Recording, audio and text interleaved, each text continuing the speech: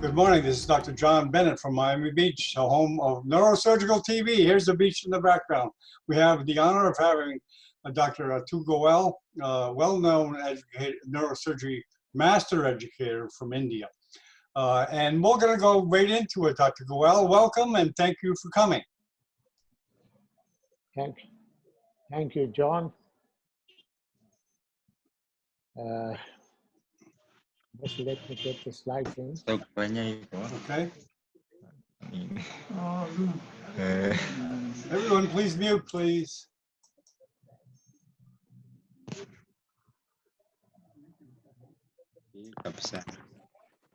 I'm going to talk to you today on a very important neurosurgical subject, which I feel is quite neglected. Arteriovenous malformations are difficult neurosurgical problems. It may not be wrong to say that it might just be that arteriovenous malformations are impossible neurosurgical problems. I am going to discuss with you my personal thoughts about how to handle arteriovenous malformations.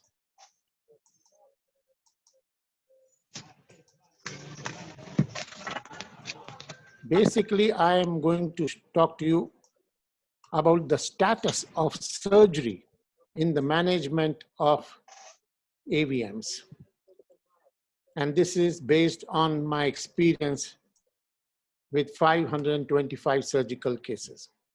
So basically, my concept about AVM is, about treatment of AVM is that either we should not treat them or we should treat them by surgery. So these are the two ways to handle AVM. And there are a number of AVMs where actually there is no treatment necessary. And surgery is necessary, or surgery is the best option in the other half of the patients. So it is for the surgeon to decide whether surgery will be possible or surgery should not be done.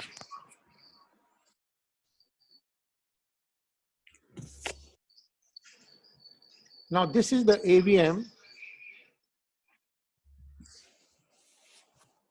and this is the AVM nidus. Nidus may be of different types, and the type of nidus actually determines whether surgery is possible or surgery is not possible. So I'm showing you some nidus. This is the nidus in the region of motor strip.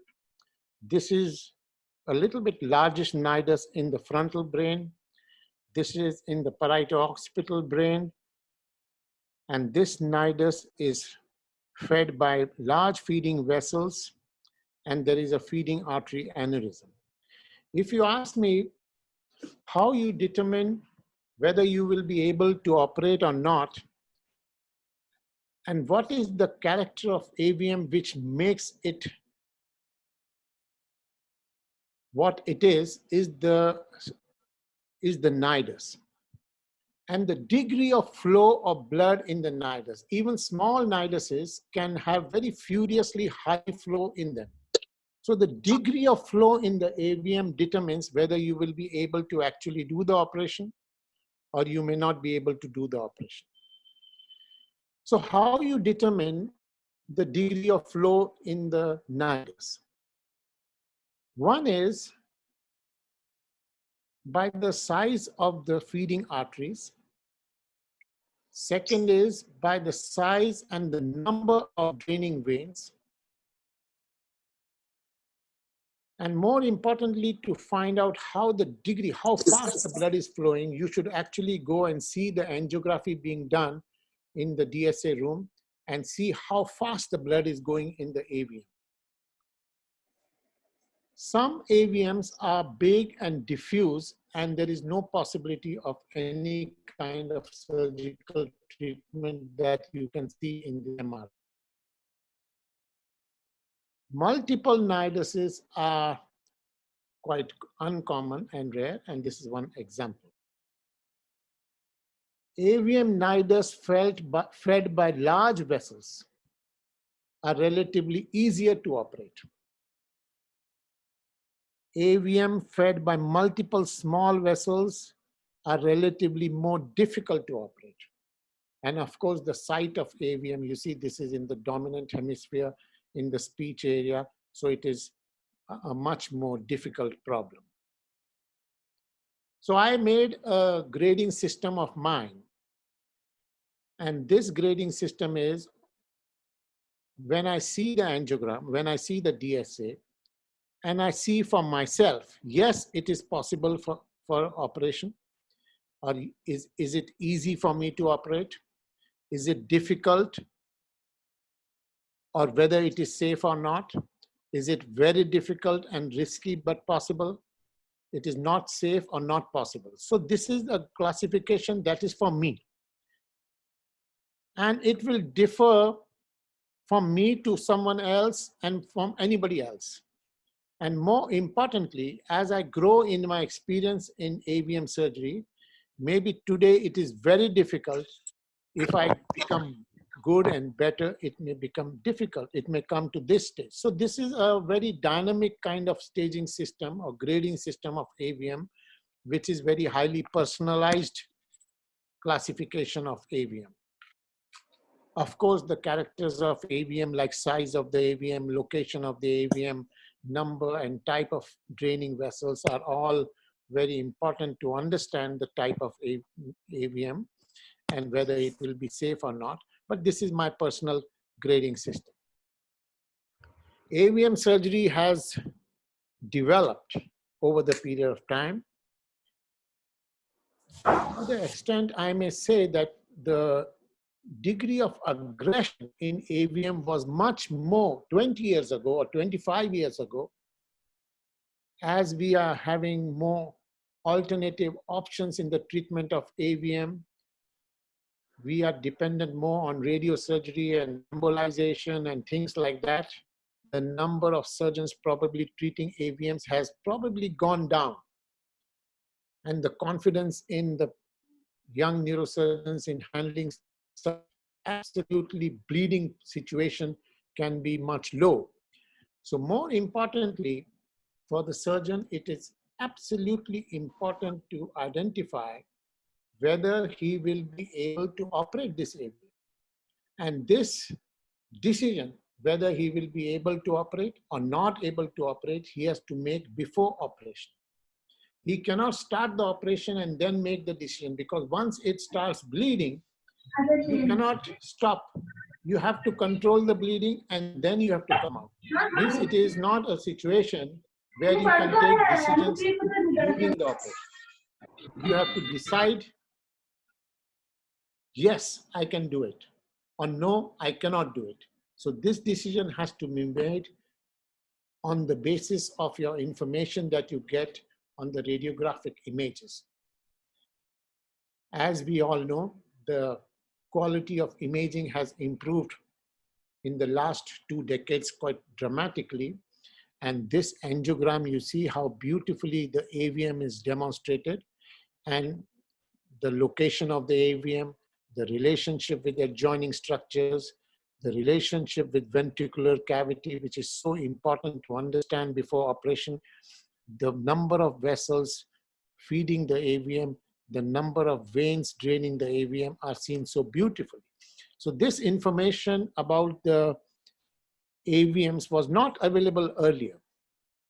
This is another angiogram, as you can see, the AVM, and this model we made for the first time.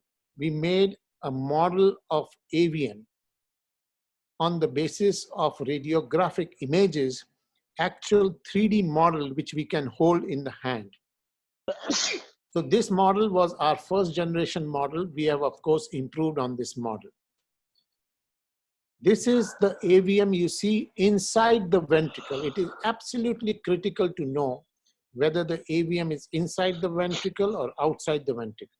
Inside the ventricle, AVMs are relatively easier to operate. If the AVM is outside the ventricle, it is much more difficult or maybe impossible to operate. So this information you can get on the basis of MRI, and this fiber tracks. You can see how the fiber tracks are displaced along the ventricle outside the AVM. So you have the exact information about the corpus callosum fibers, about the motor fibers when you are going to operate. So this imaging is a very important imaging for deciding as to whether to operate and how to operate. So we introduced 3D model printing for the first time in the literature. This is the AVM, and you see how the AVM is there, and this is the 3D model. And this model shows you exactly where is the AVM and how is the AVM in relationship to the skull, the nature of draining vessels and all. You can correlate with this. Now, recently, we have even color-coded this AVM, where red will be arteries and blue will be veins and things like that.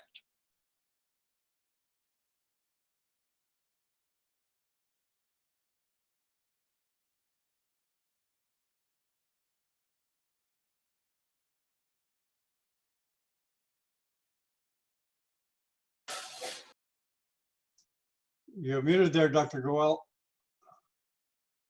We can't hear him. Hold on, let me see if I can unmute him. Okay. It's something with the system. We can't hear you, Dr. Goel. We can't hear you. This is with me? Yeah, with you now. Okay. John? Yeah, we can hear now. Okay. We can hear now. Yes, yes. So this is the 3D model, and you can see the AVM. Just a minute.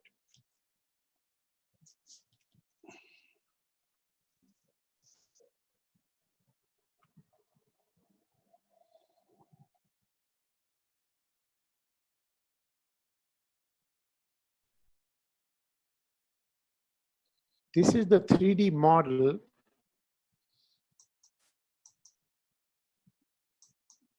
So you know exactly where is the AVM, and you can see the AVM and identify the location on the skull, this AVM,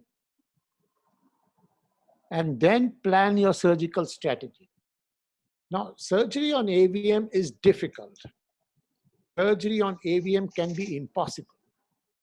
And surgery of AVM is not easy. So your planning is very important.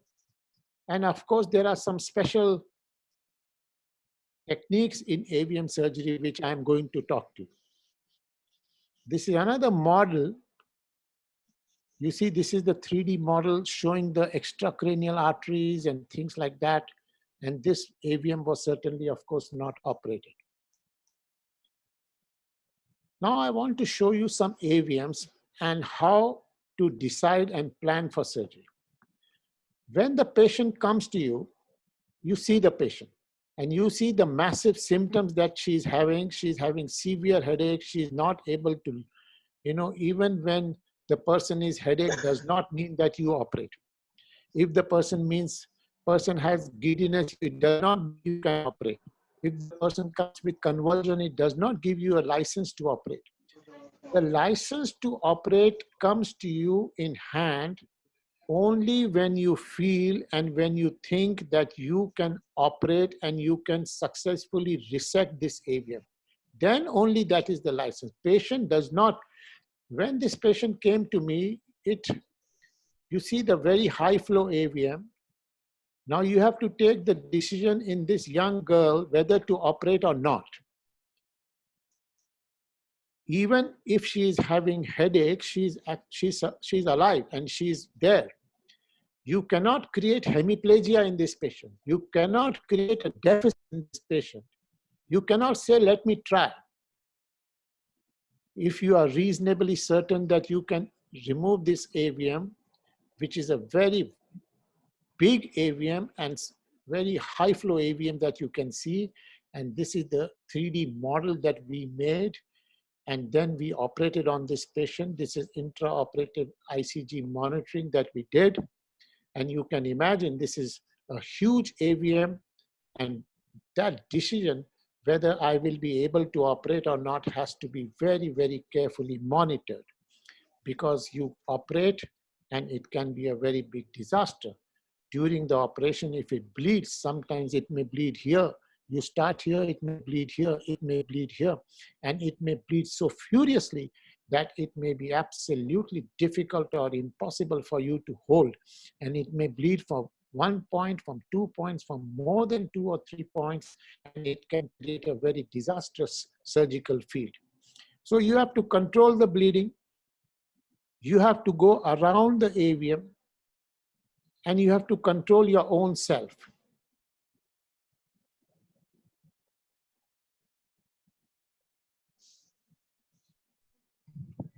You have to identify before operation how to come to the AVM, whether you have to come from lateral side, whether you have to come from medial side, which artery to take first, which artery to take next, which vein to avoid, and which vein to be kept till the end of the operation. So all these technical issues have to be planned and perfected much before you enter into the theater.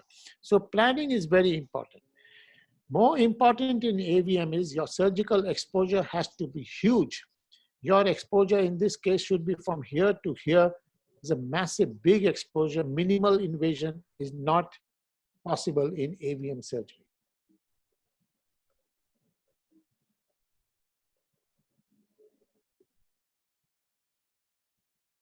This is postoperative angiography, where it shows that the AVM is completely resected, and you can see a very beautiful smile on this patient's face. If you do a good operation, if you are able to successfully remove this AVM, you give new life to this girl. You give absolutely new life, and the person is without symptoms. And this is not a malignant issue. This is not cancer. The person is cured. So there is a possibility of completely curing the person. There is a possibility of completely ridding the patient of the AVM, and this person will lead a normal life. On the other hand, any surgical complication can create hemiplegia or aphasia or things like that, can be a very big disaster and a lifelong disaster that the patient will not be able to handle, and the relatives will not excuse you for their lives. This is another huge AVM you see. Now the question is whether you can do it. Now this person has come with the only complaint of giddiness. Now giddiness is the problem. For the complaint of giddiness, for the problem of giddiness, do you want to do this surgery? That is the issue. Now this patient comes to me, a young boy. I said, no, this is not possible. This is tremendously dangerous. There is no convulsion, never actually really bled, and a very high flow AVM that you can see.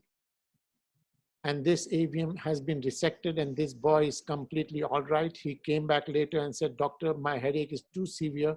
My giddiness is just too much for me to handle. And we took the risk and we operated. Of course, as I mentioned, it is not the patient's consent that matters. It is not the patient's complaint that matters. It is what matters is your ability to be possibly able to remove this AVM. That is what matters. And I want to show you how to handle this situation. This is another quite a huge AVM, and this AVM is also very high flow AVM in a youngish person. This is not a meningioma that you remove it en masse or things like that. This is not a tumor that you can remove it piecemeal. This is not a tumor where you can do a partial resection. This is not a tumor where you can say, I will remove half now and half in the next phase. This is an AVM.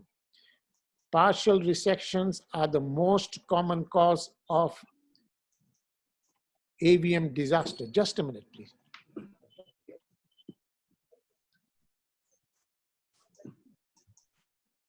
partial resection is the most important cause of surgical disasters or post-operative disasters. You cannot do half resection. Once you enter into AVM, you have to win the battle of bleeding and you have to come out. Of course, as I mentioned, you have to plan very appropriately these large vessels. Interhemispheric exposure is very important key in these AVM surgery. You have to come and first get these vessels and then surgically circumferentially dissect this AVM. And these models are one of my key investigative method now, and I do it for all formidable AVMs. So this is the post-operative angiography, and this is the AVM, and this has been resected. See, what I'm trying to show you is that success is, of course, gives you a certain kind of happiness and great gratification, but any kind of disaster can be a lifetime disaster for the person. This is another AVM, and you see the location of the AVM in the region of great vein of Galen, in the vicinity of the brainstem, supplied by multiple vessels, location in the depth and drainage with the straight sinus and multiple veins in this area, and the person is not dramatically symptomatic. Now the question is, do you want to do it? And if the person has significant symptoms of giddiness, there is no other way to treat other than deciding on surgery. So when you think about such AVM, there are some good points in this AVM that you decide on when you see the angiography, and some bad points like location in the vicinity of brainstem and things like that. You have to identify what are the good surgical points, what are the negative surgical points. AVMs fed by the PCA are relatively good surgical issues. So interhemispheric exposure, come and first get the PCA and then get to the AVM is relatively a good surgical indication. Interhemispheric exposure and first get the anterior cerebral artery feeders is a good surgical parameter for you to decide the possibility of surgery. So you decide, and here surgery was decided, and post-operatively you see the angiography showing complete AVM resection. Patient coming with a massive bleed and in a difficult condition, and this is the AVM.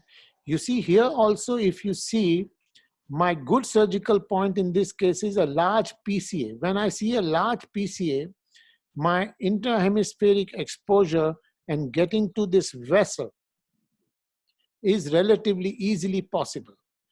Getting to this vessel and then getting interhemispheric exposure and then removing is relatively easily possible. Now, the other issue that I want to talk to you about is when the person has bled, do you want to operate immediately in the immediate postoperative phase or a delayed postoperative phase? Earlier, I used to wait for a period of 3 months or 2 months for the brain to settle, but now I take my decision because, you know, sometimes these patients are in hemiplegic patients and this hemiplegia will improve. But, you know, this gives a kind of a surgical safety for you. In case the person develops hemiplegia, you can have some kind of safety. So in that regard, now I like to do rather early post-ictal surgery on these cases. And this is the post-operative angiography in this particular patient. Now this AVM, as you can see, is relatively common site of AVM. If you see this AVM, the PCA is the dominant artery, and this gives me a surgical kind of a certain kind of ease of surgery and certain kind of safety of surgery because relatively benign area of the brain. But this AVM, which I am showing, is a very high flow AVM that you can see because it is fed by the posterior circulation. It is fed by the middle cerebral artery. It is fed by the anterior cerebral artery, and it is sucking blood from the contralateral circulation as well.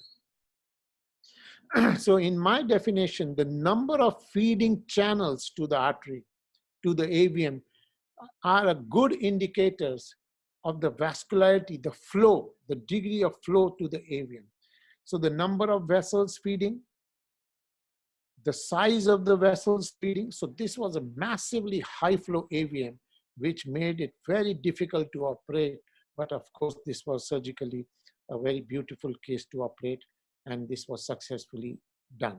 And this is the AVM. This is the post-operative angiography. Now what I want to do is, I want to show you one AVM and little bit of a surgical video. So this is an AVM which has come with bleeding. You see quite a large bleeding, blood in the fourth ventricle, AVM in the region of anterior circulation, region of intercommunicating artery, large intranidal aneurysmal dilatation of the vessels is also one indicator of very high flow situation of the AVM, and this is the AVM. Now I want to ask the panel whether you will like to operate on this patient or not. So if you want to operate on this patient, you have to find out what are your good points for the surgeon and what are your negative points for the surgeon. The location in the vicinity of the anterior communicating artery and anterior cerebral artery is a bad point. If you take one vessel, you kill the person. So most important issue in AVM surgery is to identify normal vessels from abnormal vessels. This is the whole operation is based on this. You cannot take one normal vessel. If you take one normal vessel, you create a big disaster. So this is the AVM and this is the surgical video. And I want to just show you, and by the time the video is running, I will just talk about the AVM. Now this is the AVM in the location of the anterior, like ACOM artery aneurysm. Your exposure has to be very big. So you see my temporal lobe is exposed and my big and wide exposure is the key to this AVM surgery. And for that matter, for any AVM surgery.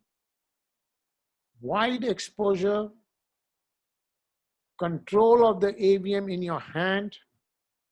This is the optic nerve. John, can you see the video? John. Yes, we can. Is the quality okay, you think? Yes. It's okay. Good. So this is the optic nerve. Now, before the operation, I have to plan how I will expose the ipsilateral A1, how I will expose the contralateral A1, how I will expose the internal carotid artery. All these things have to be absolutely under control.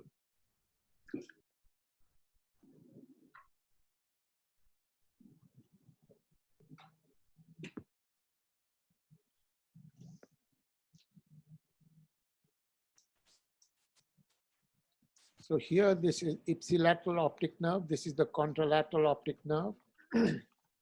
So you see I am completely elevating the brain off the skull base.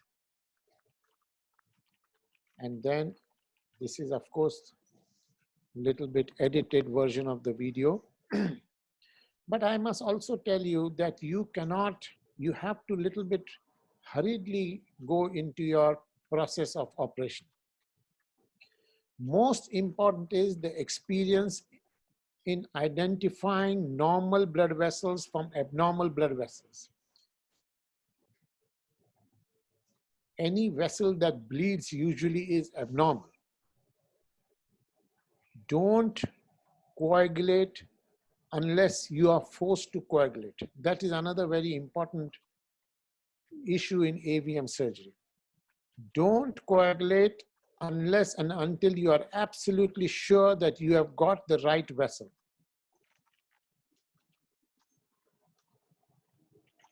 I like to first identify the normal vessel from the abnormal vessel. Once the largest feeding vessel is identified, I have to coagulate and then cut. Both these things have to be done. Coagulate and then cut. Initially, some large vessels, I like to have a silver clip placed like I had placed in this patient. So this is a large, huge venous dilatation of the AVM. Of course, you will not handle the large dilatation in this manner on a routine basis. You have to be very sure that it is not going to blast on your face like an aneurysm. There must be some issues in this AVM that I am holding and manipulating in this fashion.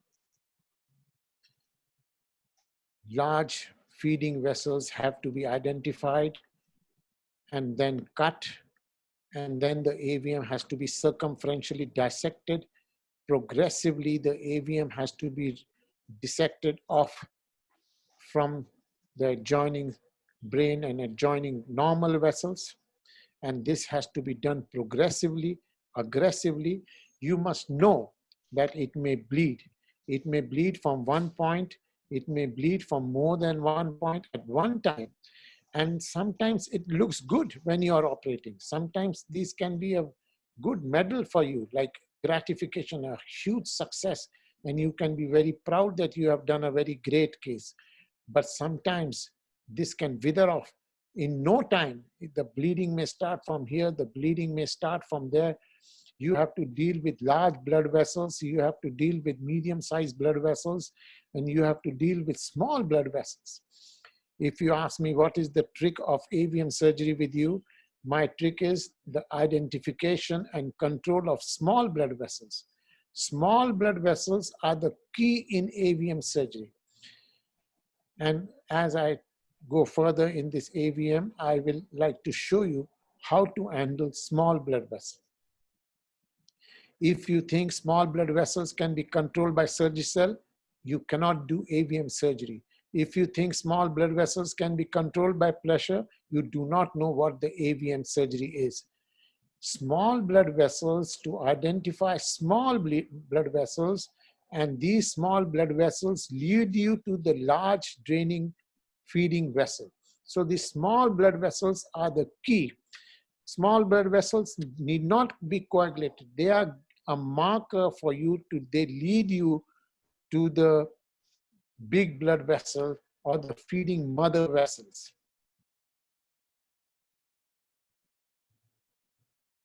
Leaving small blood vessels is a sure shot disaster. Small blood vessels should be identified.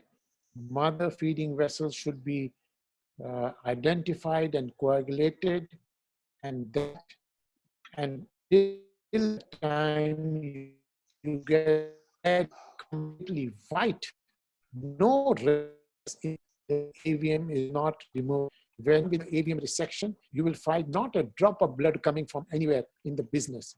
When you find small vessel bleeding at some point, that is the point you should explore, and you should deepen your dissection.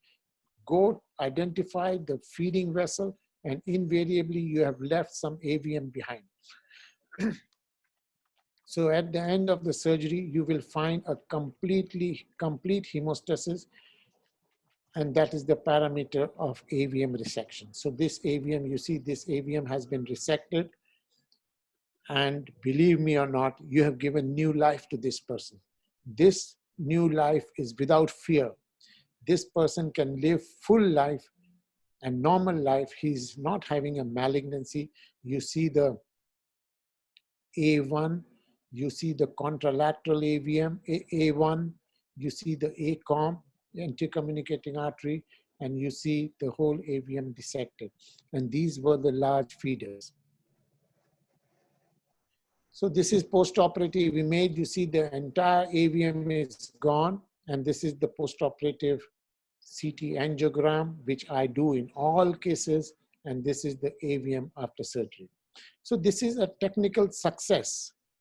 You can be very proud when you do such a formidable looking AVM successfully. But I have to tell you that to do such AVMs, you have to be an absolutely confident surgeon and to be ready to take the challenge. This is another AVM in the Sylvian fissure. Sylvian fissure AVMs can be quite dramatically dangerous. They look more dangerous because in the Sylvian fissure, the normal blood vessels look like AVM blood vessels, and they can give you a very dramatically difficult difficult view. You see, this is the 3D model, and this is the angiography. You see the largest veins in this area. So I want to quickly show you the little bit of a video of this patient.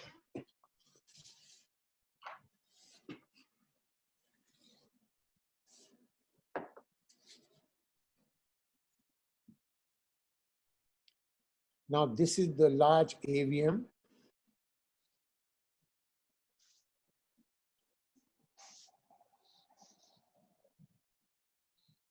Most important is to have a very high degree of confidence that yes, this can be done. That is very important in any neurosurgery.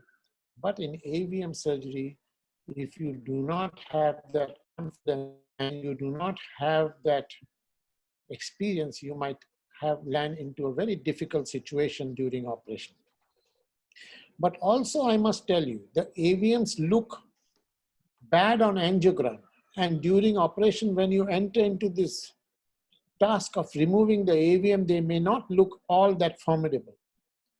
And you can actually get into the field and in the business of removing this AVM in a rather not such impossible kind of a terrain.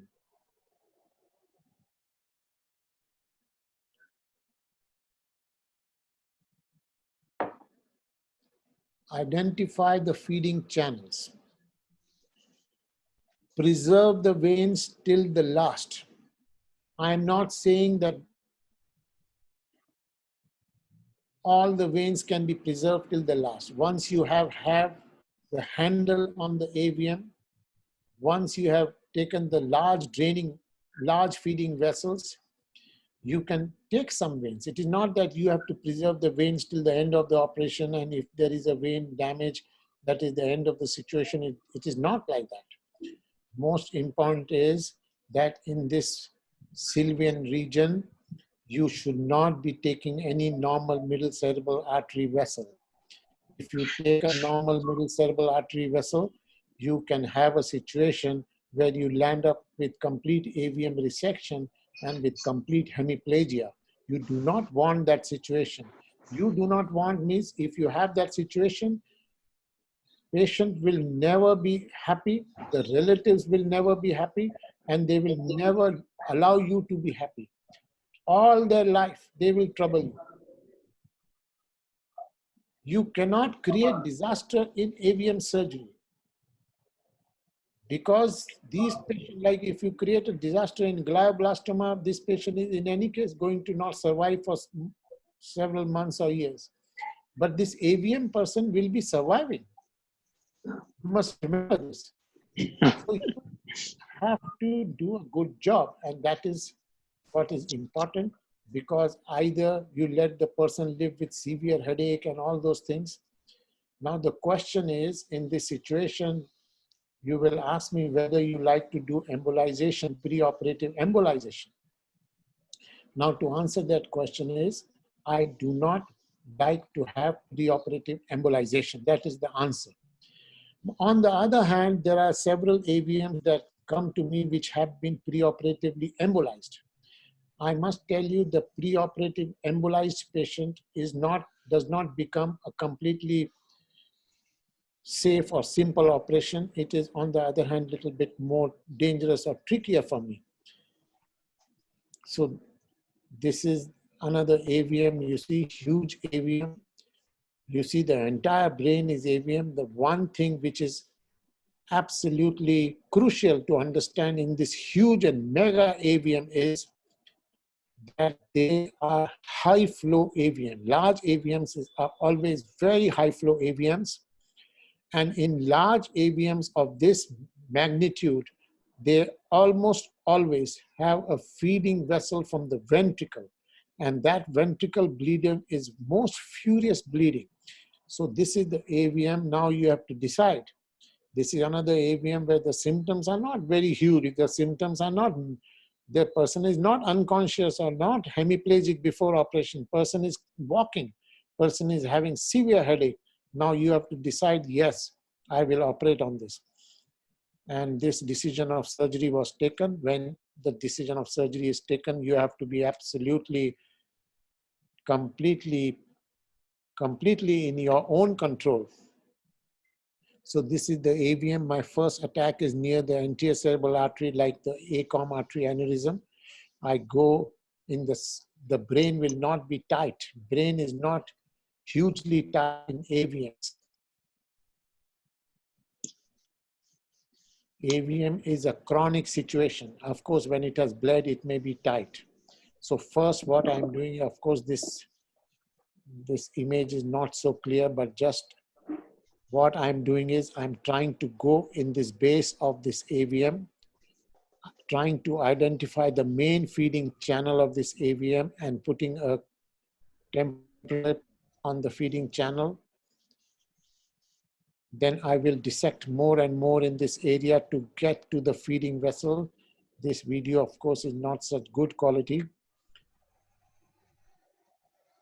You must remember that I am under quarantine. I'm locked down in my house and I cannot go and get a whole lot of videos from my department at this time. So whatever I had in my house, I am showing.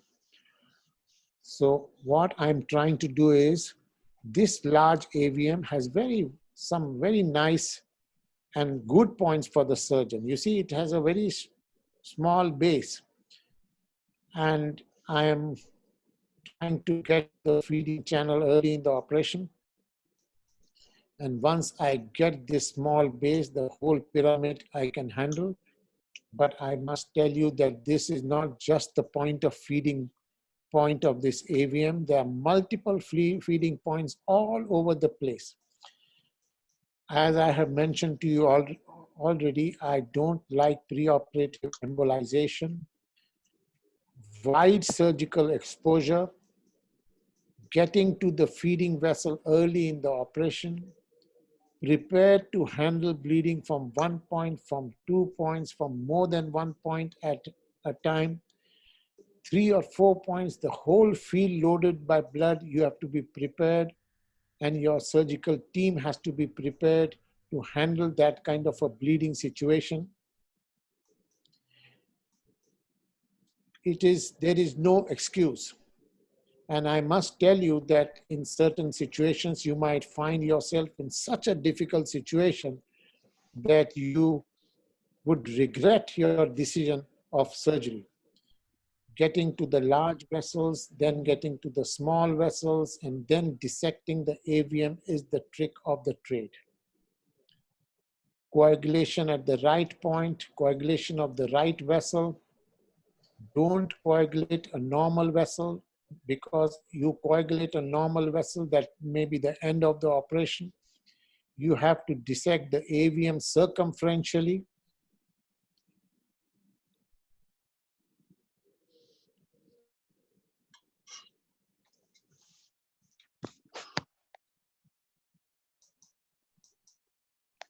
Temporary clips I use, but when I'm sure that this is the feeding vessel, then I use these Liga clips, or small, we used to call them earlier silver clips. But now these clips are no longer silver clips. They are titanium small Liga clips. Get the feeding channel, cut these vessels.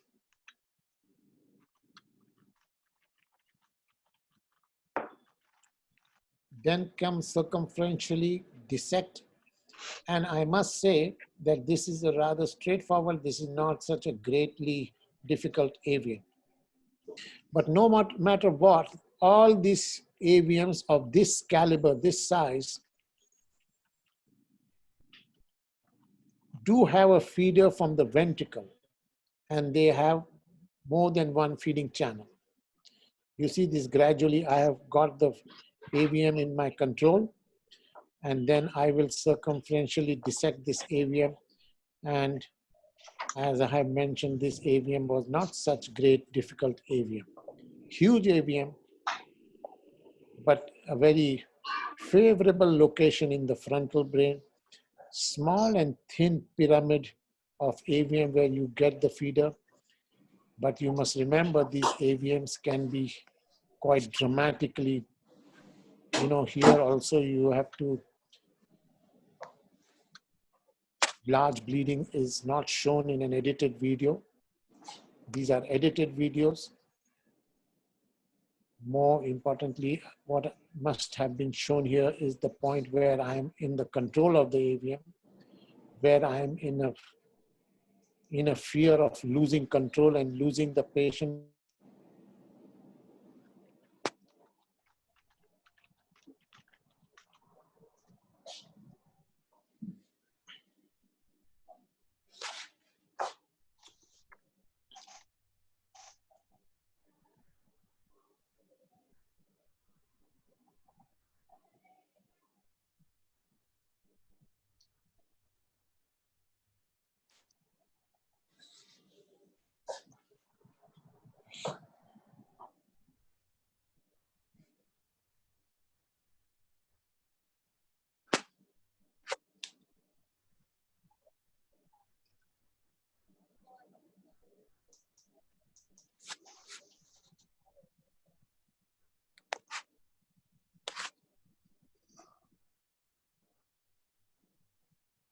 Atul, are you there? Okay, yeah, sorry for that. Okay.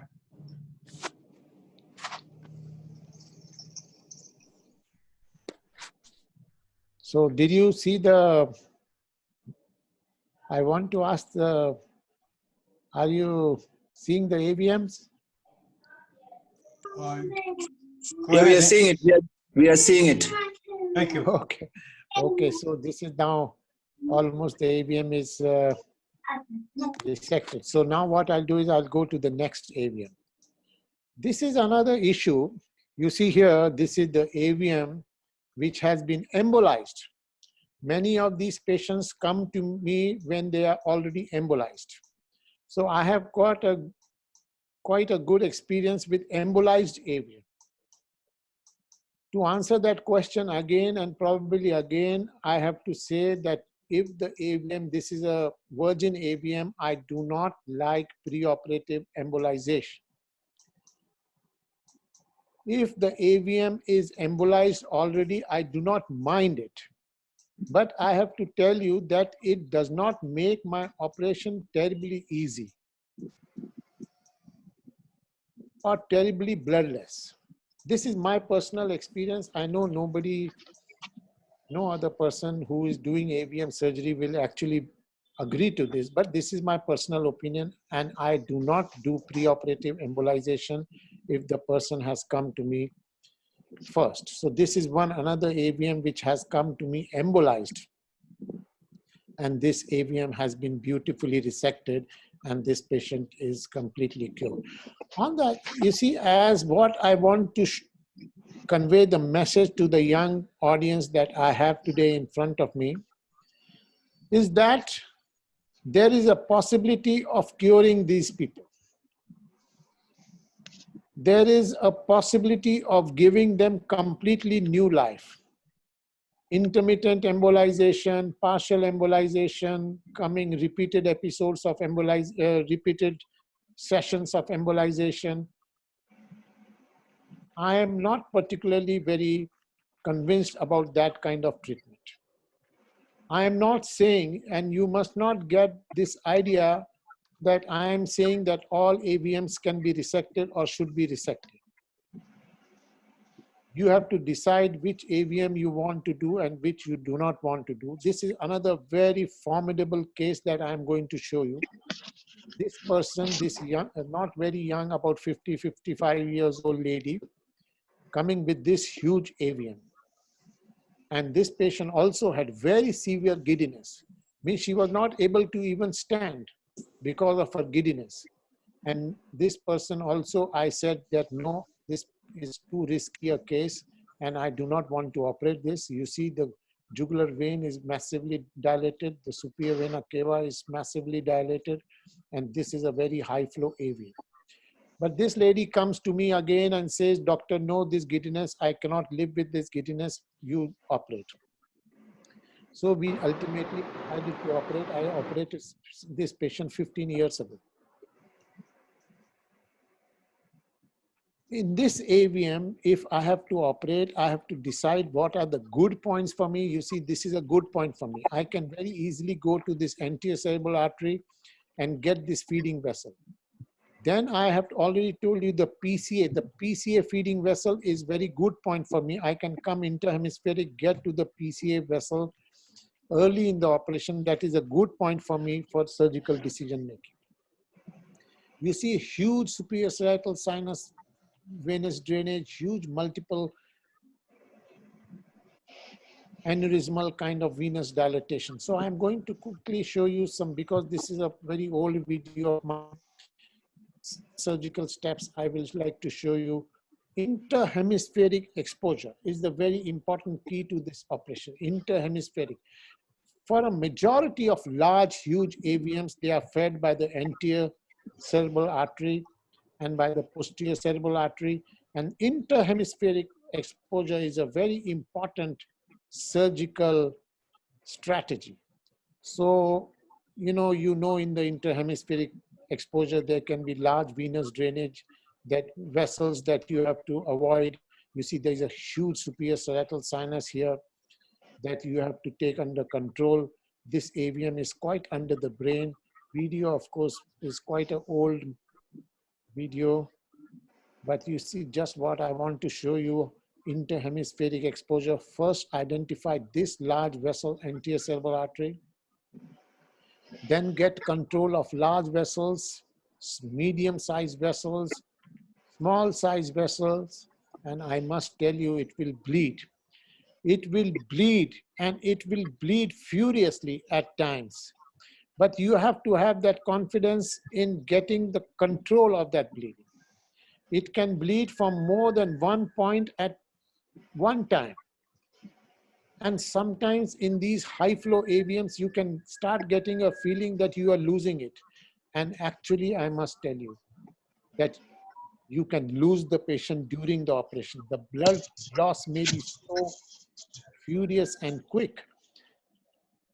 You may not be able to control the situation, and you may actually lose the person during operation. But you have to confidently go on dissecting, get to the main site, get to the feeding channels, get to the draining channels, avoid, you see here what I'm doing is avoiding the superior parietal sinus and the drainage. And of course, I'm not able to show you very clearly what is happening in this AVM. So what I'll do is I will just rapidly terminate this operation here. And this is the AVM that has been in the last, you see how it is on the superior parietal sinus, and the vein I'm actually ligating at the end of the surgery. So this is a surgical success. And this is beautifully resected, and for 1 month, it will leave you happy. It will leave you in a situation where you are walking not on the ground, you are walking high on the ground because of this surgical success. And this is the patient comes to me after 1 or 2 years of surgery, and this is the AVM, which has been completely resected. So what is important in this AVM is that you have completely given a new life to this person, completely. This person is free of giddiness, this person is free of AVM, and this person is normal person now. The question that I am against posing before you is, let me show you the AVM again. This is the AVM. Symptom is only giddiness.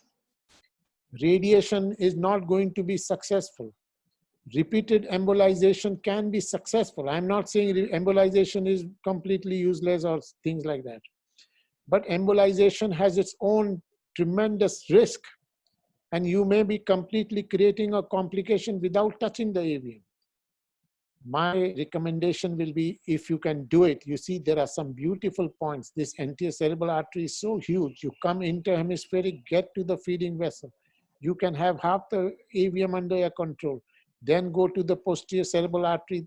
This is the second thing that will come under your control, and circumferentially have the confidence to dissect this AVM. And they are resectable, as you can see. This is another very high flow AVM, which was resected quite successfully, and completely this person is cured. This is another AVM, and I will give you my disaster in this case. This AVM was referred to me by a politician, and repeatedly that politician was saying that you are the best surgeon and this and that high, and this is in the motor strip AVM, and this person has come with complaint of multiple convulsions. So this is a motor strip AVM. Now, whether you want to operate this or not, but you know, slide. I operated this person. And also this AVM has several good points. You see the anterior cerebral artery is so big. So I have the confidence of coming here and getting this vessel first, then this vessel first, and then deciding. And this, many of these motor strip AVMs are not that dramatically difficult. They are quite safe, and it does not mean if the AVM is in the motor area, don't operate and all. This is not the thing. Many of these AVMs are much easily dissectable. And this is the post-operative, but this patient developed post-operative hemiplegia, even when my exposure was interhemispheric. But of course, this patient recovered to an extent, but never completely normal. But this patient is having no convulsions, and this patient is without AVM, but this patient is having significant hemiparesis. Progressively, such hemiparesis after AVM surgery, they will improve. I must tell you that post-operative hemiplegia, after a glioma, you make hemiplegia, that patient may not improve. Post-operative hemiplegia following brainstem surgery may not improve. But post-operative hemiplegia after AVM surgery will improve over the period of time.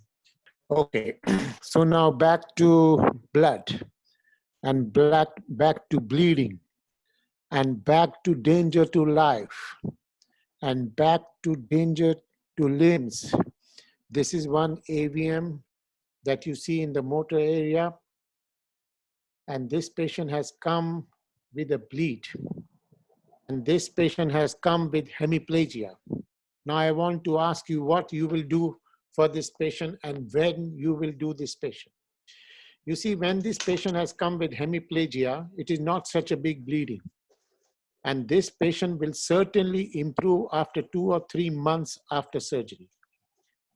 The question is whether you want to wait for 2 months to remove this AVM, if at all you are thinking of removing, or you want to remove in the immediate postoperative period.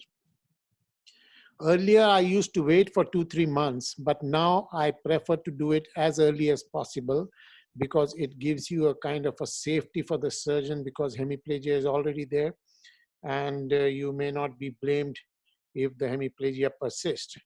However, that is not the way you think about. You want to improve this guy and you want to give him a new life. But these motor strip AVMs are formidable surgical problems. MEP, motor evoked potential monitoring, may be helpful. I don't do it often, but in some cases I would like to do.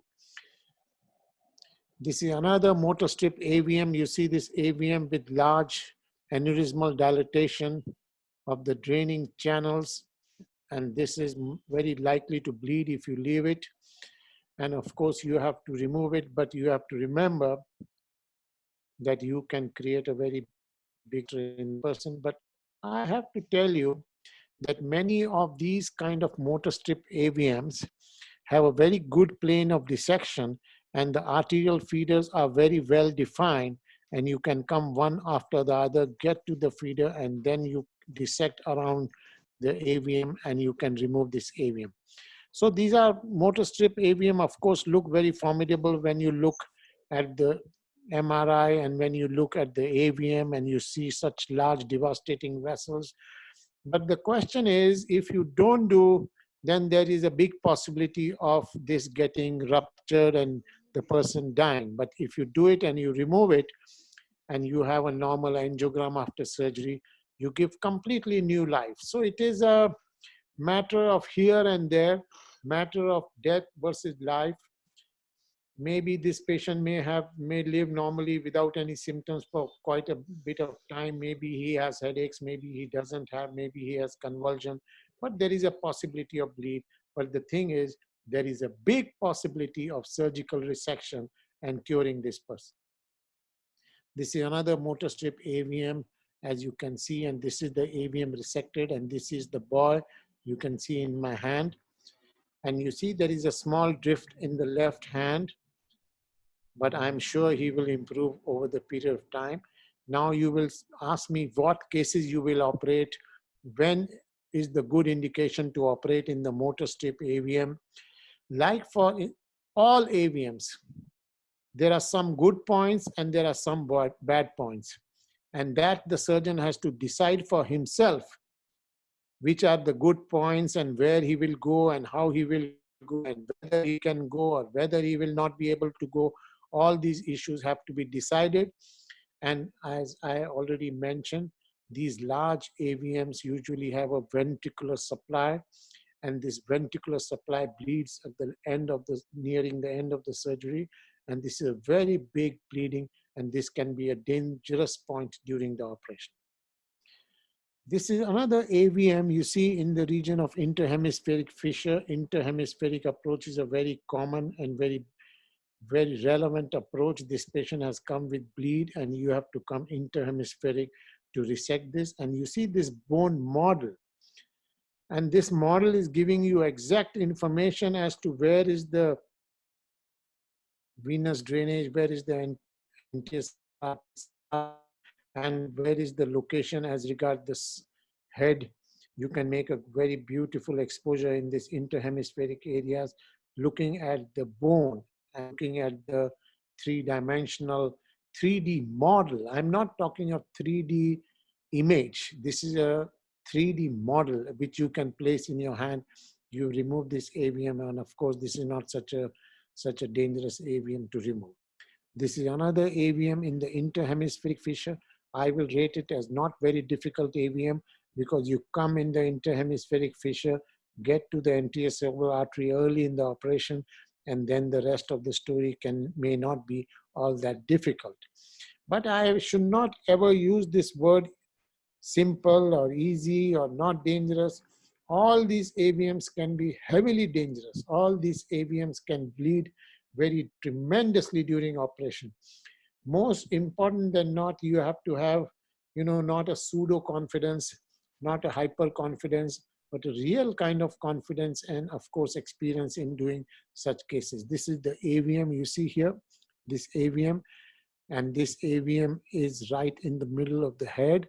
So there is motor evoked potential being monitored here, and according to the location you design your surgery, the flaps. So these 3D models are very good, and this is the patient. So we had described for the first time in literature contralateral interhemispheric approach. So this is the AVM, and if there are large draining channels here, so coming from here may be a little bit dangerous. So you can come from here, get to the anterior cerebral artery feeders from here, and once you have got the feeder, you can come from here. So bilateral. So contralateral interhemispheric approach we have described, but you can have a bilateral interhemispheric exposure to resect these tumors. This is another very formidable tumor that we had done long time ago. I do not remember how this patient was, but there is some good points. You can see in the velum interpositum it is going. In the drainage, in the great vein of Galen and straight sinus, you see how big is the straight sinus. But there are some very beautiful points in this.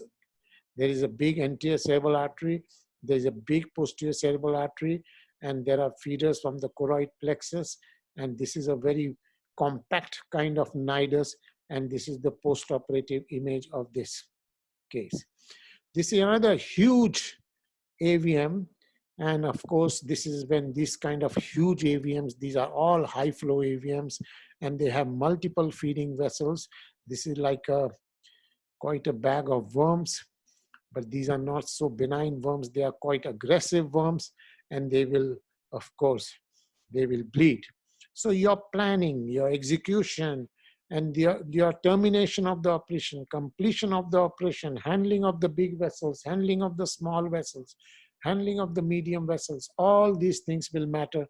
And when you are going to remove such a huge AVM, and you must remember that all these patients may have potential issues and there can be complications. This is post-operative AVM. See, you remove it, you completely cure the person.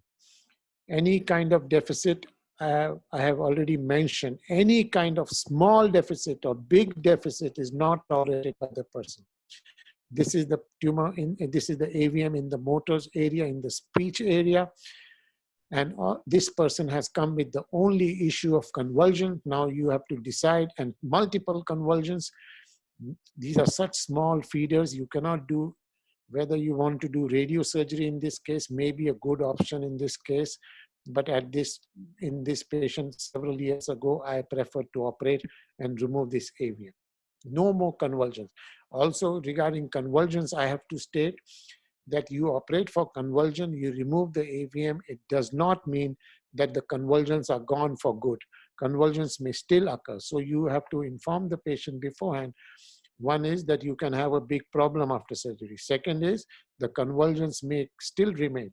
So you have to decide whether to operate or not to operate. But of course, if you do it beautifully, the convulsions may completely go. This is another huge AVM you see in the interhemispheric fissure, large feeding vessels from the anterior cerebral artery, huge venous aneurysmal dilatation, and you have this is another AVM, big AVM, and this patient was a nun, which I operated in a private hospital. Nun, and when I was operating, the whole hospital was full of nuns with all in their dresses. So it was a difficult situation for me. And as I have, it is not without complication. You see the entire middle cerebral arteries going here in this AVM, and you could have a situation where it is all or none for you, but you have to decide whether it is possible or not.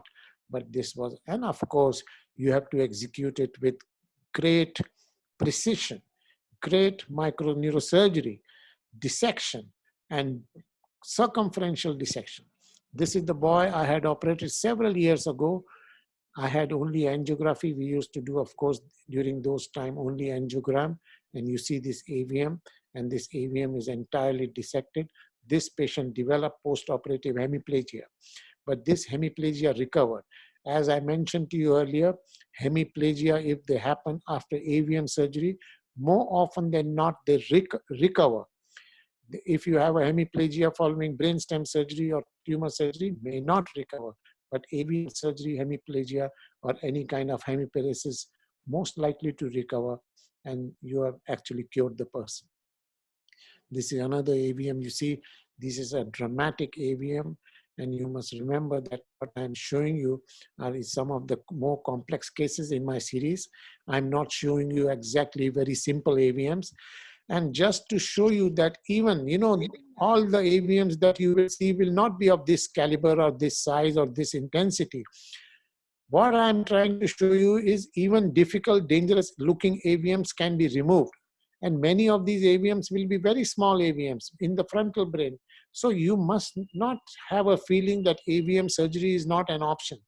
Surgery is a most wonderful option even in these kind of formidable cases. Only the thing is that you have to be very sure of what you are doing, and you cannot create a complication. Of course, complications happen in our business of neurosurgery. Complications happen all the time. Disasters happen all the time. But you must remember that you are here to cure the person, not to create disasters. But disasters, if they happen, you cannot just break your head over the disaster. And you have to learn from that disaster, and you have to improve in the future. So the essential message is that you can do AVM surgery, small AVMs. More often you will get small AVMs. These, of course, what I'm showing you are more dangerous AVMs. See another posterior fossa AVM. You see the parieto-occipital AVM, and it's large posterior PCA territory feeder, and this interhemispheric, posterior interhemispheric, come here, get this feeder, and get this AVM. I will not rate it as a very highly dangerous AVM or a difficult AVM. This AVM I had operated several years ago. This was a mathematician and from interior of India, and several surgeons have said no to him all over the world. And this gentleman was also embolized repeatedly, and you see several aneurysmal dilatations on the AVM. And this AVM was removed beautifully with multiple clips. Now the question comes as to what to do with these aneurysmal dilatations if you find. Many of these aneurysmal dilatations will be on the feed channel that you have to get along with the feeding channel, but you don't have to specifically go for the feeding if it is far away from your field. Many of the people who are doing endovascular surgery recommend that these aneurysms can be embolized and coiled. But in my situation, in this situation, this case, which I have done several years ago, nothing was done to the aneurysms, and all these aneurysms after the removal of AVM ultimately thrombosed. This is another AVM, which is posterior circulation. AVMs are relatively easier to deal with because of the cerebellum, which can handle manipulation much better than other parts of the brain. And you can come in the brain, superior cerebral artery, HICA, PICA, and gradually remove this AVM. And this is postoperative image. Intraventricular AVMs are also relatively easy, much more easier than other AVMs. Intraventricular AVM, you enter into the ventricle, and then you can it is not such a difficult, except for the fact that they are in the center of the brain. Exposure may be difficult, your complete exposure may be difficult, but these are arising mainly from the choroidal vessels. You get good exposure, interhemispheric exposure, or whatever exposure you have to have, and then you remove this AVM. This is temporal horn AVM. You see this AVM, and this is the choroidal vessels feeding the AVM, and this is postoperative, immediate postoperative angiogram showing resection of the AVM. This is velum interpositum AVM, come with a bleed, quite a big bleed. You see this velum interpositum. So you have to have, you see, you either say, okay, I don't want to operate, or you should operate. My recommendation will be, look at the angiogram, find the good points and find the weaker issues, and then get your anatomy correct, because these are completely precisely anatomical operation. Your anatomy should be absolute. Your control, your hemostasis has to be absolute, and this is the postoperative angiography after removal of the velum interpositum. Now, this is the AVM. The more important and the more crucial issue in this AVM is whether it is intraventricular or extraventricular, whether lenticulate arteries are supplying or choroidal vessels are supplying. So that you have to identify absolutely perfectly, because if it is choroidal vessel, it is straightforward. If it is lenticulate artery vessel, it is a dangerous and difficult and not to be done AVM. So this AVM is by choroidal vessel, and this is the, you can see the angiogram choroidal vessels, and this is the AVM after resection. Intraventricular AVMs, and this is the postoperative angiography. This is another case that I had done successfully, but this patient had come quite unconscious after a big bleed to me. I had removed this AVM, but this patient never survived after. But this was quite a fantastic surgery, as you can imagine. There are some good points. There are some hugely bad points. You can see the very high flow nature of this AVM. I would have normal situation.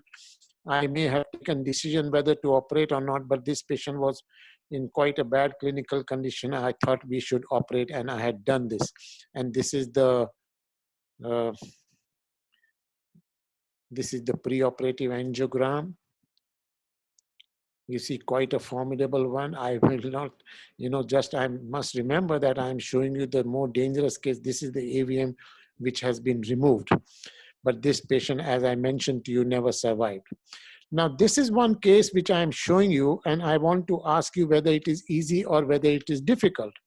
And I have to tell you that it is not difficult at all, because this is not AVM. This is a pile AV fistula. There is a large vessel coming here, and the fistula is here. You take this vessel, and the whole thing can disappear in a very fantastic manner. This is the preoperative, looks very formidable. You see the venous drainage in the superior parietal sinus, and this is the AVM. And I will like to show you the video of this case, but let me get to the video.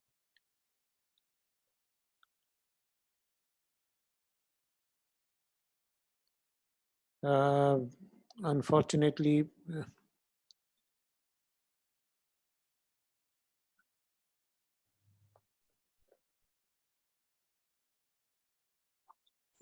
maybe I leave the video here. So this is the large pile AV fistula. You must remember that these are not dural fistula. These are pile AV fistula, arteriovenous fistulas. These are not AVMs. If you just coagulate this, finish this vessel, the whole thing is finished. I wanted to show you maybe at the end, because it is in my computer other file. I'll show you probably at the end of the operation, end of the presentation. And this is not, so this you must remember that looks very dangerous, but it is quite a safe and beautiful. You try to embolize this. You see, you come and embolize this vessel. That is also an option. You come and from the venous circulation you put is quite a big amount of material you will have to put. But I think surgery is the most beautiful and convincing way to come and close to the fistula and completely finish this artery. So this is the, I don't think the video is here. I will show you at the end. And this, the whole thing I had removed at that time.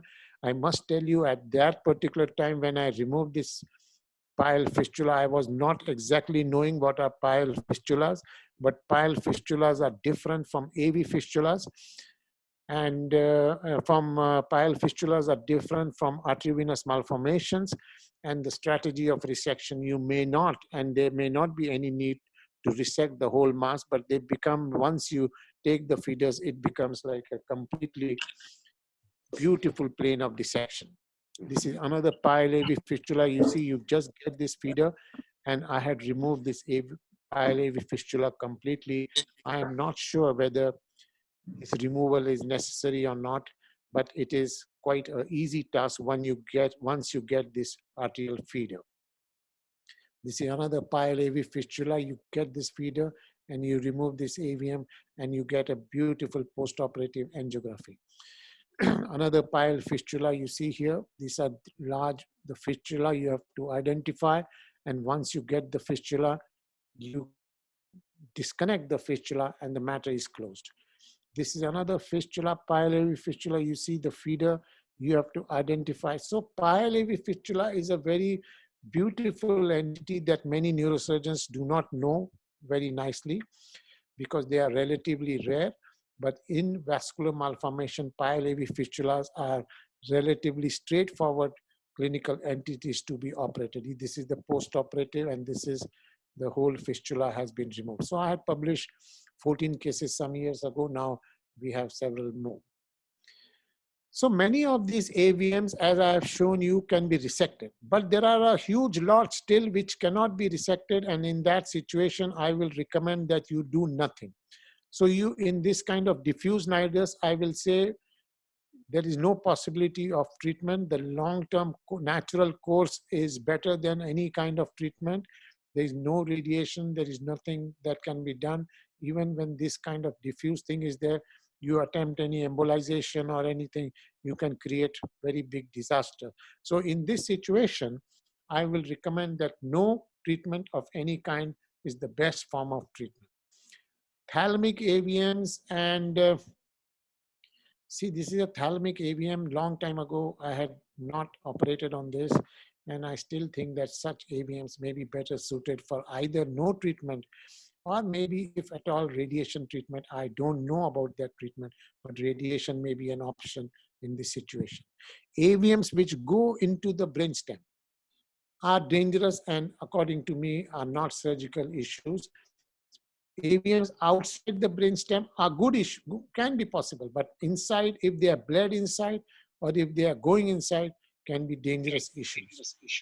This AVM also I considered without, at that time, not for surgery, and I left it. It's another huge AVM which I did not touch. So in short, what I'm saying is there are many AVMs that are beyond my range or beyond range of surgery, and you have to decide, yes, possible, no possible. This is brainstem bleeding inside the brainstem, I will not operate. Now the question is whether embolization is good for you or not. I mentioned to you, I do not like embolization. Surgery, I don't think it makes a difficult surgery easy. AVM surgery is a difficult surgery. AVM surgery is the last chapter of our subject. Here we need philosophy. Here we need understanding. Here we need to know the patient very nicely. Here we should know how the patient will fare. We should know our own level of expertise and confidence, whether we can remove. So many issues. So I say always that AVM is the last chapter of neurosurgery. You have to do it, this chapter. After you have finished all other chapters, you have to come to AVM. Whether partial embolization is good for you, I don't think really. And also there can be potential complications. This is one AVM which was embolized repeatedly, and then there was a huge bleed. So AVMs can bleed by embolization. You see, this was a relatively straightforward AVM, but it has bled, and then I removed it.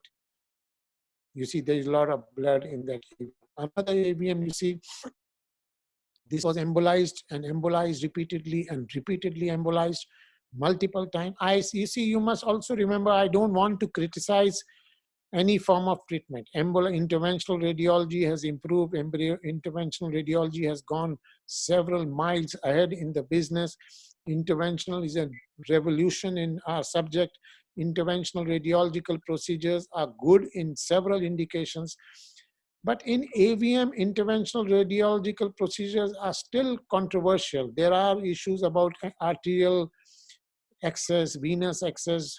I have heard several wonderful presentations where venous access has been found to be successful. But there are the controversies regarding interventional radiological procedures for AVM are still very huge and heavy. But I am having a feeling, considering that such great difficulties can be posed during operation, you can create a disaster and death in the postoperative period. You can create hemiplegias in the postoperative period. I am having a feeling that after 5 years or 10 years or 20 years, maybe other adjuvant kind of treatment may be possible. But today, if you ask me, if you can operate, that is the best. If you cannot operate, then there is no need for any kind of treatment.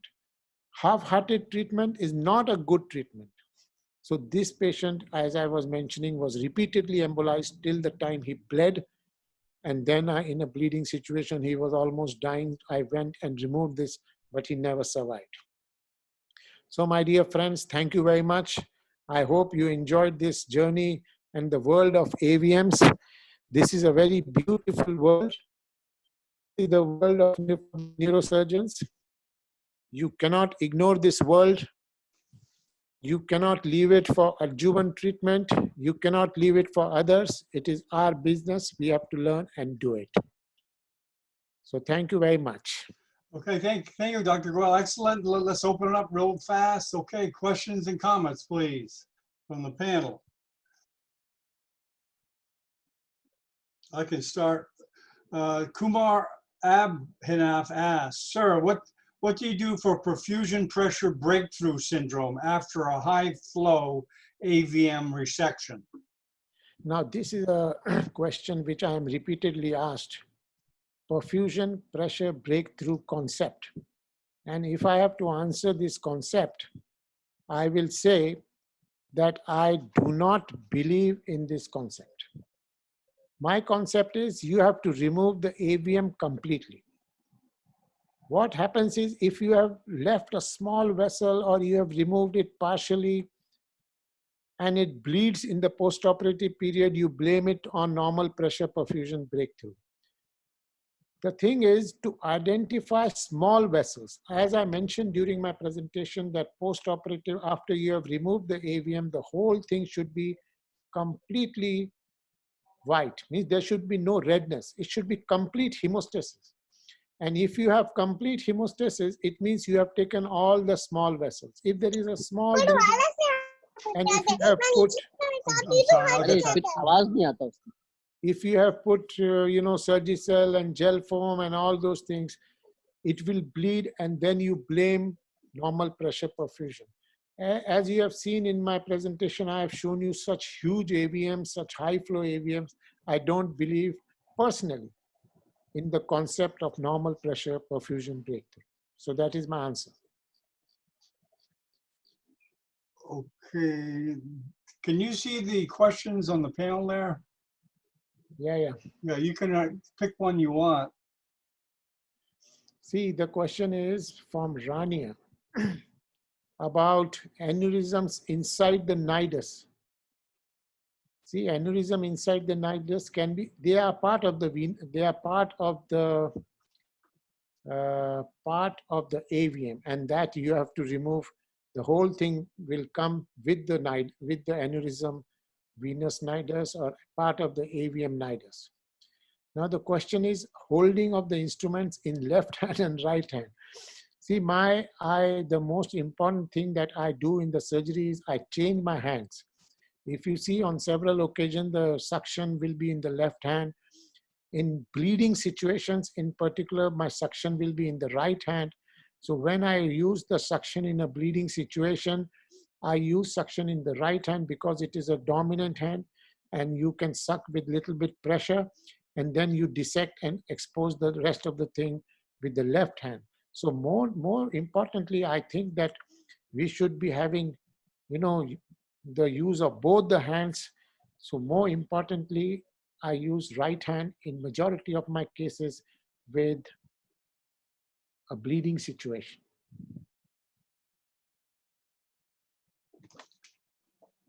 Another question that here is, how often do you need to take up DSA in addition to CT angio? I think I like to do DSA in all my cases, because DSA, you can go and see the DSA being done, and you can see the flow of the AVM. And I don't think I will like to compromise on any kind of investigation before I touch the AVM. I want to have very big information, no compromises. You see, I work in a hospital where compromises are possible, like, oh, it is expensive, don't do it. Oh, MRI is expensive, don't do it. Oh, CT angio is expensive, don't do it. I work in that situation, but my concept has always remained that if you have to do big operations, you have to do all investigations. You just cannot compromise on investigations. So that is my answer to this question. Role of perineidal capillary vessels and post-surgical angiography. See, post-surgery, you have, if you remove the AVM completely and beautifully, and as I mentioned to you, if you know the small vessels, if you really know the small vessel, which is the trick of AVM surgery, and follow the small vessel bleeding, don't use any hemostat during the operation. The hemostasis should be complete without any hemostat. Then you don't have to worry about post-operative hemorrhage. If you leave small AVM behind, there will be post-operative hemorrhage. So partial resections is never a treatment for AVM. If you have to do, you have to do it completely. If you have to do, you have to do it absolutely completely. I think, John, these are the questions. I don't see any more. Okay, I think Uday Baumek has a question. Do you have? Yes, okay. yes, I see. Go ahead, Uday. Go ahead. How do you tackle end passage vessel? You see, this is the basis of AVM surgery. This is the basis. If you take a normal vessel during operation, you create a huge disaster. Usually the vessels of AVM is a compact. Usually it is a compact nidus. And you can dissect like a meningioma. You can dissect like a glioma. Not in all cases, but in majority of cases. And you have to leave all these vessels which are passing along or side of the AVM. You cannot take these vessels. If you take these vessels, you damage them. You damage the person. So these vessels, this is the basis of AVM surgery.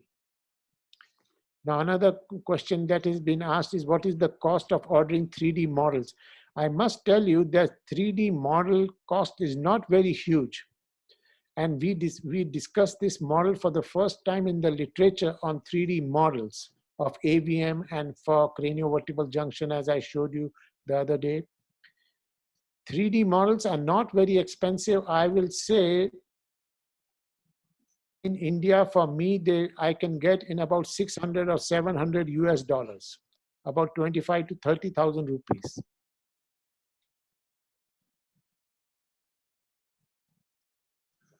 Okay. So Okay, Dr. Atul, what's the topic for tomorrow?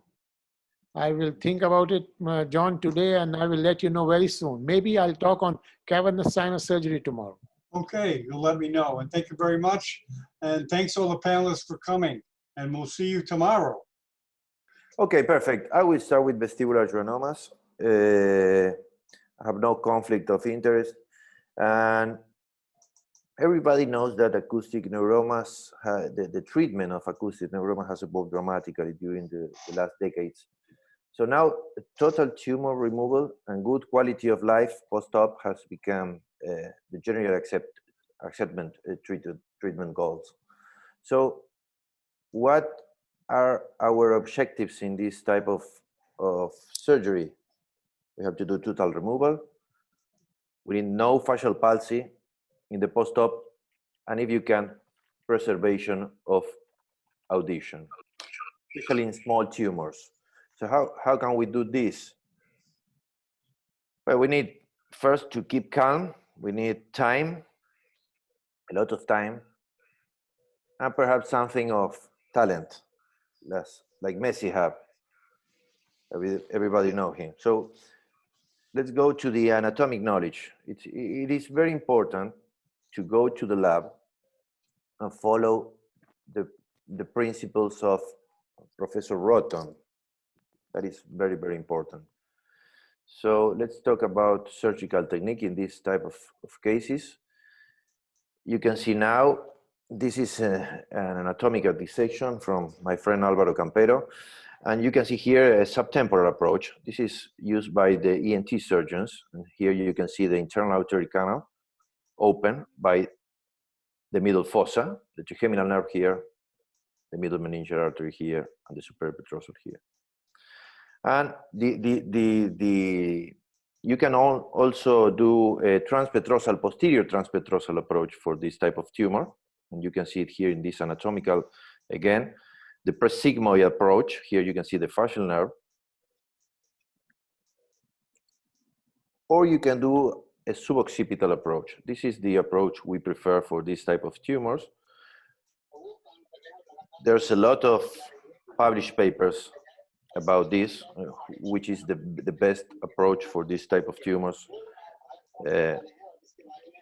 But we think that the retrosigmoid approach seems to be the most versatile corridor for this tumor, because you can preserve better the fascial nerve, and you can operate all type and all size of tumors. There are some disadvantages that are described in the literature. I don't see too much of this, but it is associated with higher risk of pain and CSF fistula. You can see here the anatomy of the posterior fossa skull base, just to see where these tumors are settled. And you can see here the petrosal vein, the trigeminal nerve, 6 nerves, 7 and 8 here, the posterior wall of the internal auditory canal was drilled. And here you can see the 9, the 10, and the 11. And in this anatomic photo, you can see also B3 segment of vertebral artery and B4, and you can see that the pica is extradural. This is not very, very frequent. So that is the area we have to go and take out the tumor. We always monitor our patients, especially always the 7th nerve and the 8th nerve with brainstem auditory bulk potentials. And if the tumor is very big, we also monitor brainstem. We use the park bench position. This is the position to operate these tumors we use. We never use a semi-sitting position. And you can see that we divide the ear in 4 parts, so we can know exactly where is the sigmoid and the transverse sigmoid. Now we have to expose this area here. So this is the incision. This is the position we use, as I told you. And it is very important to know all the anatomy of the neck very well. We published this article 2 or 3 years ago, so you can know exactly where is the vertebral artery, where is the suboccipital triangle. If this is more useful for far lateral approach, not too much to suboccipital, but it's a very useful article to know where the muscles are. So this is the exposure we have to get. And here you can see the lambdoid suture here, the emissary vein, and the digastric growth here. We have to expose this. This is the exposure. Then we can do a craniotomy or a craniectomy, but it's very important to expose the transverse and the sigmoid sinus. The border, you have to expose it in order to make a better surgery and to expose better the tumor. And this is the way I open the dura. I prefer to open in this way because with this cut here, I don't have to then, when the surgery finish, suture here, very close to the sinus, and we have a risk there of bleeding we finish the surgery. So we prefer to do this type of approach. And this is a photo to explain that if you have to operate this type of tumor, for example, a peripheral nerve tumor, I said, okay, you have to operate it with this approach. It is impossible. You have to expose everything. So when you operate a vestibular schwannoma, you have to expose, not always, but practically always, everything. So here you can see in this anatomical view, the 7 and 8 here, the ICA here, 9, 10, and 11 here the petrosal vein, and you can see these lines here that finish here. When you have a huge tumor, sometimes it's difficult to find the posterior wall of the internal auditory canal. So you can make a line there. My friend Alvaro published this many years ago, 10 years ago, a dural landmark to locate the internal auditory canal in giant vestibular schwannomas, the Tübingen line. So you can see here in a surgery, a big tumor, we have to take out all the cisternal part, and you can see there the line. It's very useful to locate the posterior wall of the internal auditory canal. So this is what you have to do in surgery: take out the bone there, expose the tumor inside the internal auditory canal. This is, we analyzed practically 100 patients many years ago, and you can see here 97 patients operated. Most of the patients were T3 or T4, because we do not operate T1 and T2 only when they grow. And we operate all T3 and T4 patients. This is the Hanover classification of tumor size. And you can see that most of the patients have poor hearing or anacusia. So in order about hearing preservation, we use again the Hanover classification. And you can see that in big tumors, hearing preservation is low. It's more difficult to preserve audition in big tumors. It's more easy to preserve than in small tumors. And this is the post-op facial nerve palsy. You can see that we have very good result, practically 70% of House-Brackman 1 and 2. And this is, we make total removal in 92%, practically 93% of the patients. We have 7 patients with big tumors that we leave a small piece of tumor over the facial nerve because it was attached, and we have to cut the facial nerve to take them out. And in 93 patients, we get an anatomic preservation of facial nerve again. 3 patients with CSF fistula, all treated with lumbar drainage. Only one patient reoperated. 2 post-op hematomas, and we have 1 death of pulmonary embolism. I will show you now some examples. We published this. This is the Latin American, it's in Spanish, it's the Latin American Journal of the Federation of Latin American Societies. And I will show you first a T2 schwannoma, small tumor. I operated this tumor 3 weeks ago. And you can see this is a 60-year-old patient with good hearing. The tumor was growing, so we decided to operate. You can see here, small tumor with practically no tumor inside the internal auditory canal. You can see here in the MRI. So what we do first is we take out CSF, as you can see here. We expose the tumor then. You can see here the internal auditory canal. Here, perhaps the 7th nerve. This is up, this is down. You can see here the 7 and 8 tumor. So we first stimulate the nerve, so to be clear that that is the 7th nerve. So then we open the tumor, we coagulate and open the tumor. We always do the same in this type of tumors, as you can see. And we, with the ultrasonic aspiration, we start to debulk the tumor. The tumor is small, but we debulk the tumor because it's more easy to remove, to move the tumor. And you can see there the trigeminal nerve here. So we are taking out some attachments there. Here, the lower cranial nerves, we do not touch there, nothing. And then we continue with the ultrasonic aspiration, as you can see. And we dissect the tumor from the brainstem. Here is the trigeminal nerve, brainstem here, 7th nerve here, lower cranial nerves here. You can see that there's arachnoid there because we do not touch them in order not to have a paresia in the post-op. We try to operate with huge magnification. And you can see that we dissect the tumor from the brainstem, and now we are taking out the tumor from the 7th nerve. We try not to coagulate there in order to have a better result in the post-op facial nerve palsy. We dissect the tumor from the 7th nerve there. As you can see, we take out that tumor out. And when we start, and we said, okay, we have to drill the posterior wall of the internal auditory canal, we noticed that there's not too much tumor inside the internal auditory canal. So we try to do a maneuver there. And look, the tumor comes out very easy. So we take out all the tumor out now, as you can see. With good preservation of facial nerve, you can see here, 7 and 8, internal auditory canal, lower cranial nerves, brainstem, trigeminal nerve here. There you can see the 6th nerve here, and this is the final view. Let's see one T3 schwannoma. This is a 52-year-old patient with anacusia. And you can see the tumor here in the pre-op MRI. Pre-op MRI, the tumor, 2 centimeters practically. Here we have more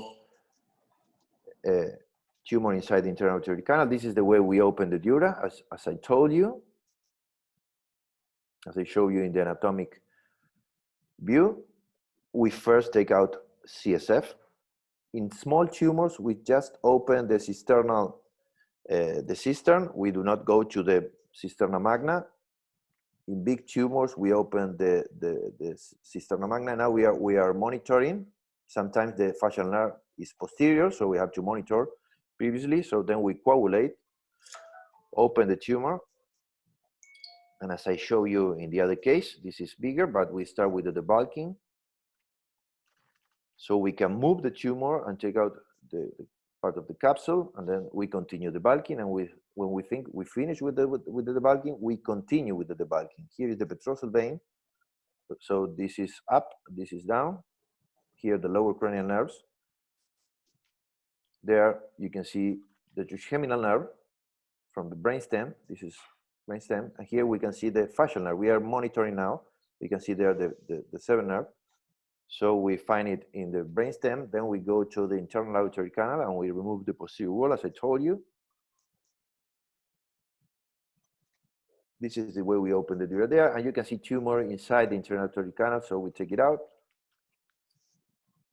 We take all the tumor out here, And then we take time to take all the tumor out, to dissect the tumor. Here is the problem when you dissect this type of tumor. There is a place where the fascial nerve goes to anterior, and you can cut it here. So here you have to take care. You have to use the ultrasonic aspiration a lot in order to dissect a small piece of tumor from the fascial nerve. And this is what we do. I can skip a little bit here. So we are finishing with the excision here. We take out the tumor there. And you can see we are dissecting from the fascial nerve. We take time with that, trying not to coagulate there. And this is the final view when we take the rest of the tumor. You see the preservation here of the fascial nerve. Here is the place, the complicated place. We put a little bit of muscle in this case, fibrin glue in order to prevent fistula. And you can see this is the post-op MRI, and this is the patient in the post-op with no fascial palsy. We have permission of all our patients to show these photos. And now another case, there's a cystic part here, anterior, and again the same. We expose the tumor, we take out CSF. You can see that we are not using retraction now. We use the monitor. We identify that the seventh nerve is not posterior. We open the tumor. We start with the debulking, and more debulking, and taking out pieces of tumor so we can see the anatomy. We continue with the debulking, as you can see here. Debulking, controlling bleeding. And here we start to move the tumor, as you can see. Again, dissecting the upper part. Here is the tentorium. And here you can see petrosal vein. If we don't need, we don't cut the petrosal vein. We try to preserve. As always in neurosurgery, you have to preserve everything if you can. And continue with the ultrasonic aspiration. And here we can see the brainstem, petrosal vein here, trigeminal nerve now, brainstem here. So we do the same that with the small tumor. Here you can see lower cranial nerves here. Skip a little bit. Now we move better the tumor because the tumor is the bulk, so we can move it better. Here the internal auditory canal. Here you can see the lines I told you. Now we take out all the tumor in the brainstem, so we go to the internal auditory canal. We drill the posterior wall there, as you can see. We take the tumor out. And then we go again and we do the same I show you in the other case. And this is the final view. You can see the fascial nerve perfect here. And we put a little bit of muscle there, fibrin glue.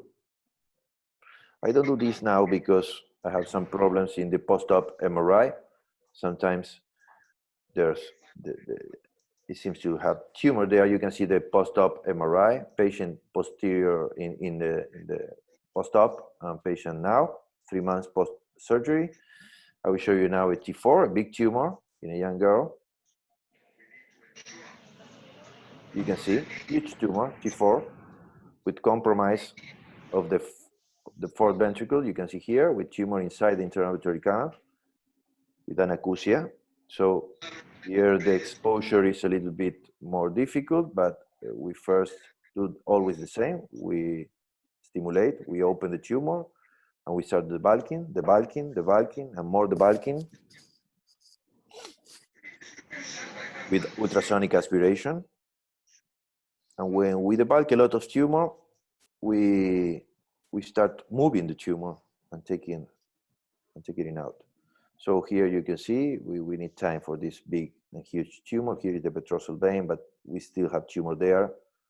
So we start moving the tumor from the upper part of the tumor. I prefer to move it from there because the fascial nerve, it's generally in the lower part. So there we continue with the debulking, and you can see there the brainstem and the trigeminal nerve. We continue with the debulking, We take out here, we have just opened the posterior wall of the internal auditory canal, so we take out the tumor, we stimulate to see if the seventh nerve is working good, and then we start dissecting the tumor from the facial nerve. This is, we need time for this, we need a lot of patience. You have to take care with the nerve, because this is the patients want to preserve. The facial nerve is more important than everything for patients. And here we are finishing the dissection and taking the tumor out, as you can see. And this is the final view. No tumor, opening the posterior wall of the internal auditory canal, a little bit of muscle there again. And you can see the post-op MRI. Here is the facial nerve. You can see there's a little, here perhaps small piece of tumor there, but the patient do really, really very well. This is the post-op facial nerve, nothing. And this is 3 months post-op with no facial nerve palsy. Let's go to, this is another case, very huge tumor. I will show you only the pre and the post-op. I don't have the video of this case. Big tumor, immediately post-op MRI, but we do the same I show you in the last case. And you can see the patient in the post-op and the patient 3 months post-op with no facial nerve palsy. I will show you some different cases now. This is a cystic schwannoma. In cystic schwannomas, it's more difficult to preserve facial nerve. You can see here, cystic schwannoma.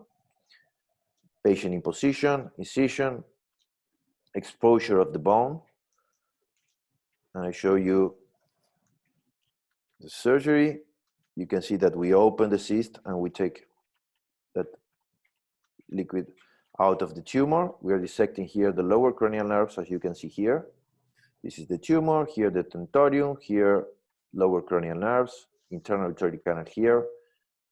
So we do the same, we stimulate, and then we start with the debulking. The debulking in cystic tumor is more fast because you don't have too much tumor. So as you can see, we continue this section and we find this nerve here is the vestibular nerve. We stimulate it and it was not the facial nerve. So we coagulate here and cut this nerve. This is the vestibular nerve. So we free the tumor, cutting here the vestibular nerve. And we continue dissecting here. Here, yes, we can see the facial nerve here. We try to make the dissection very slow with magnification. There you can see the trigeminal nerve here, the upper part of the tumor, the petrosal vein here. And then we go to the internal auditory canal. You can see here the line. We expose the posterior wall of the internal auditory canal. We drill it. We take out the tumor inside the internal auditory canal. And then we continue with the dissection, trying to take all the tumor out. And we take all the tumor out. And this is the final view. We put again muscle there with total resection. And here you can see the post-op MRI and the patient with a facial nerve palsy here, because as I told you, cystic tumors are more difficult to preserve. I'll show you some difficult cases, strange cases. This is a case with an ICA over the tumor. When we open, you can see in the pre-op MRI, nothing to show about this find, a 21-year-old female. And you can see when we open, you see the ICA here over the tumor. We have to preserve it. So what we do in this case is we leave a piece of dura attached to the ICA and we dissect it with the dura. And then we try to dissect the artery over the tumor to get like a window to start taking out the tumor. This takes time. So we continue with the dissection of the artery.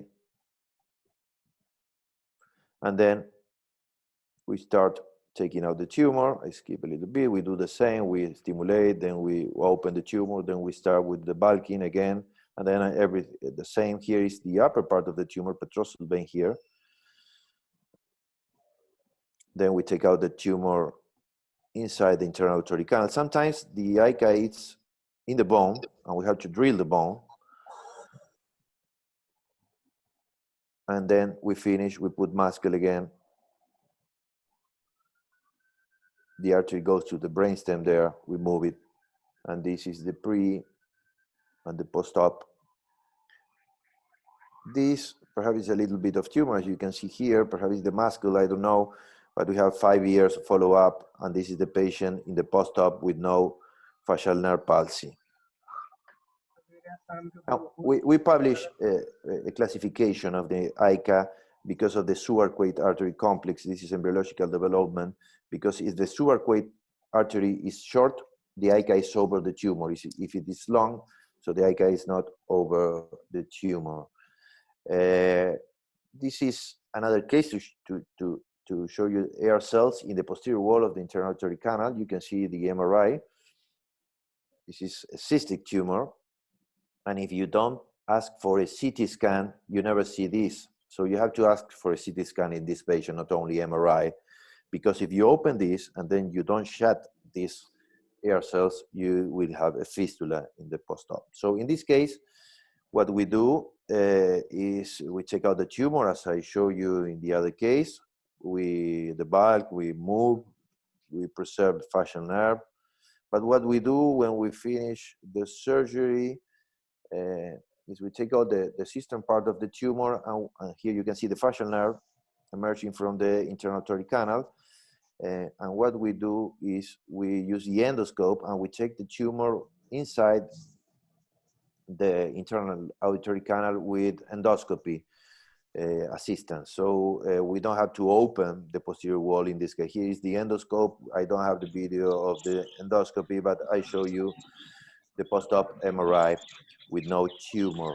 So this is, you can use endoscopy when you have this type of different anatomy.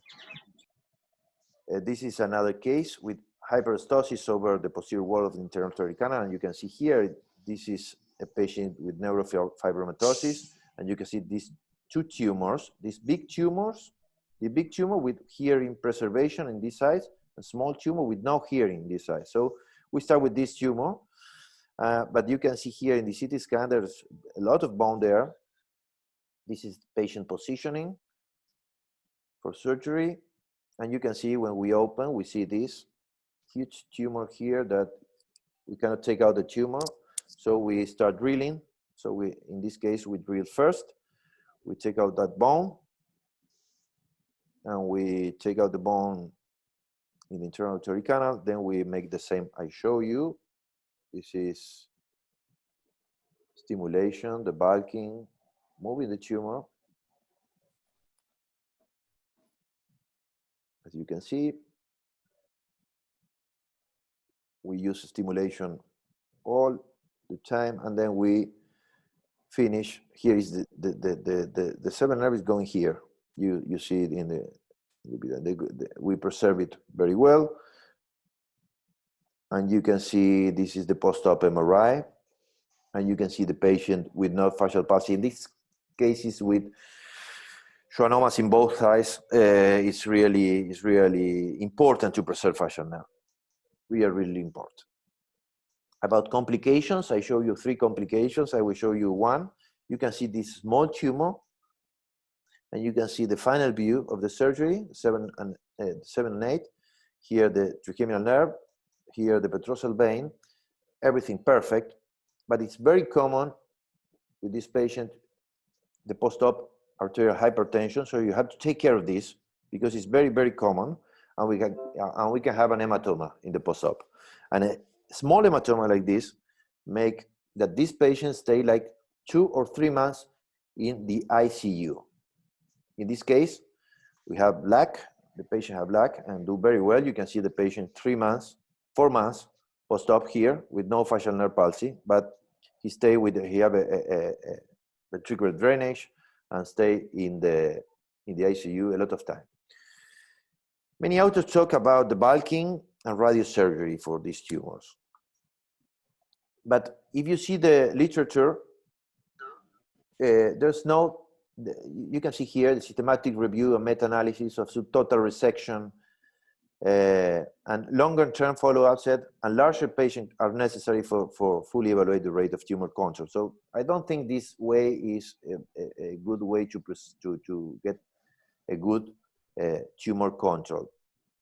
And you can see in this paper about quality of life in this patient with gross total or less than gross total and radiosurgery that the patient don't do well. So I think the best way to get a good quality of life in the post-op is total removal. And you can see here that there's many papers also reporting success rate for treatment of vestibular adrenoma with radiosurgery, but it's unclear how these tumors grow. So they think that success is no growing of the tumor. We have a lot of tumors, small tumors that never grow, and they don't have radiosurgery. So I think we have to take care about radiosurgery in vestibular adenomas. And you can see this also, an aneurysm caused by radiosurgery. An ICA aneurysm caused by radiosurgery. So we have to take care of indicating radiosurgery for all these tumors. And you can see this is a Cochrane library, and you can see there is no high quality evidence in the literature from radiosurgery to determine whether stereotactic radiotherapy is better than microsurgical resection or observation alone. So take care with radiosurgery. So when many authors said that the bulking and radiosurgery, it's because they don't want to operate. They don't want to go and take the risk. They don't want to learn. They don't want, so they send it to radiosurgery. It's more easy.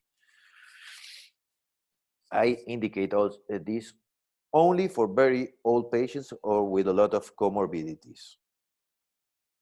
So the best way to preserve the facial nerve is to see it and preserve it, not to leave a piece of tumor over the nerve. You only need time. You only need to practice. So as a conclusion, and I'm finishing now, the goal of acoustic neuromas treatment should be total removal in one stage and preservation of neurological function. This goal can be safely and successfully achieved using the retrosigmoid approach, in my point of view. The result demonstrates that if we carefully establish educational plans in skull-based surgery, excellent clinical and functional results can be achieved. You can see more videos here in my YouTube channel, and this is my mail. If anyone wants to contact me, I can answer all the questions. I think that there's a lot of comments here, but I cannot answer them now. Okay, Pablo, thanks a lot for a great presentation, and we'll open it up briefly for some comments or questions for Pablo. Yeah, I'll get you off the screen share there, Pablo. Hold on, let me get it off there. Okay. Perfect. We're open for questions or comments for Pablo.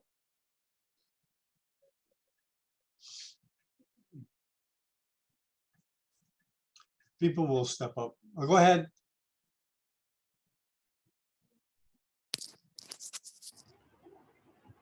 Thank you, Professor Pablo, for the presentation. Very kind from you. Hello, Manuel.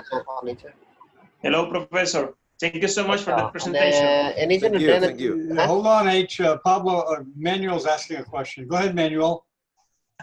No. Just want to thank Professor for sharing his time on this moment for all of us. Thank you. Sí, otro español, está en Rusia. Yes, hablamos español. Rakesh patient છે ને Rakesh. Okay, H, you're on. Go ahead. ને છે ને આપણે drain બંધ કરજો અત્યારે. હા. Go ahead, H. I'm sorry, didn't get the question. નાનું તો પતી ગયું. હવે જે તરુણ છે તરુણ એને ફીવર આવી ગયો તેવું ગયો છે ને.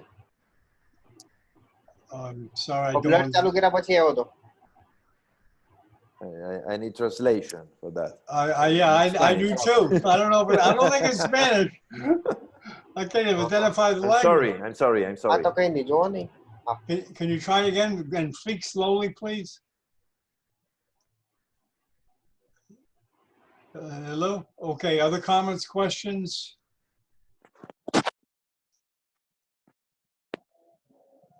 Okay, I know it's a little awkward, this platform, but people will get used to it eventually. It just takes a Good little. morning, Dr. Roger. Go ahead, A. Go ahead. I want to ask you, when do you use external ventriculostomy in this kind of patients? That's an excellent. That is an excellent question, because I want to talk about that. I never use it.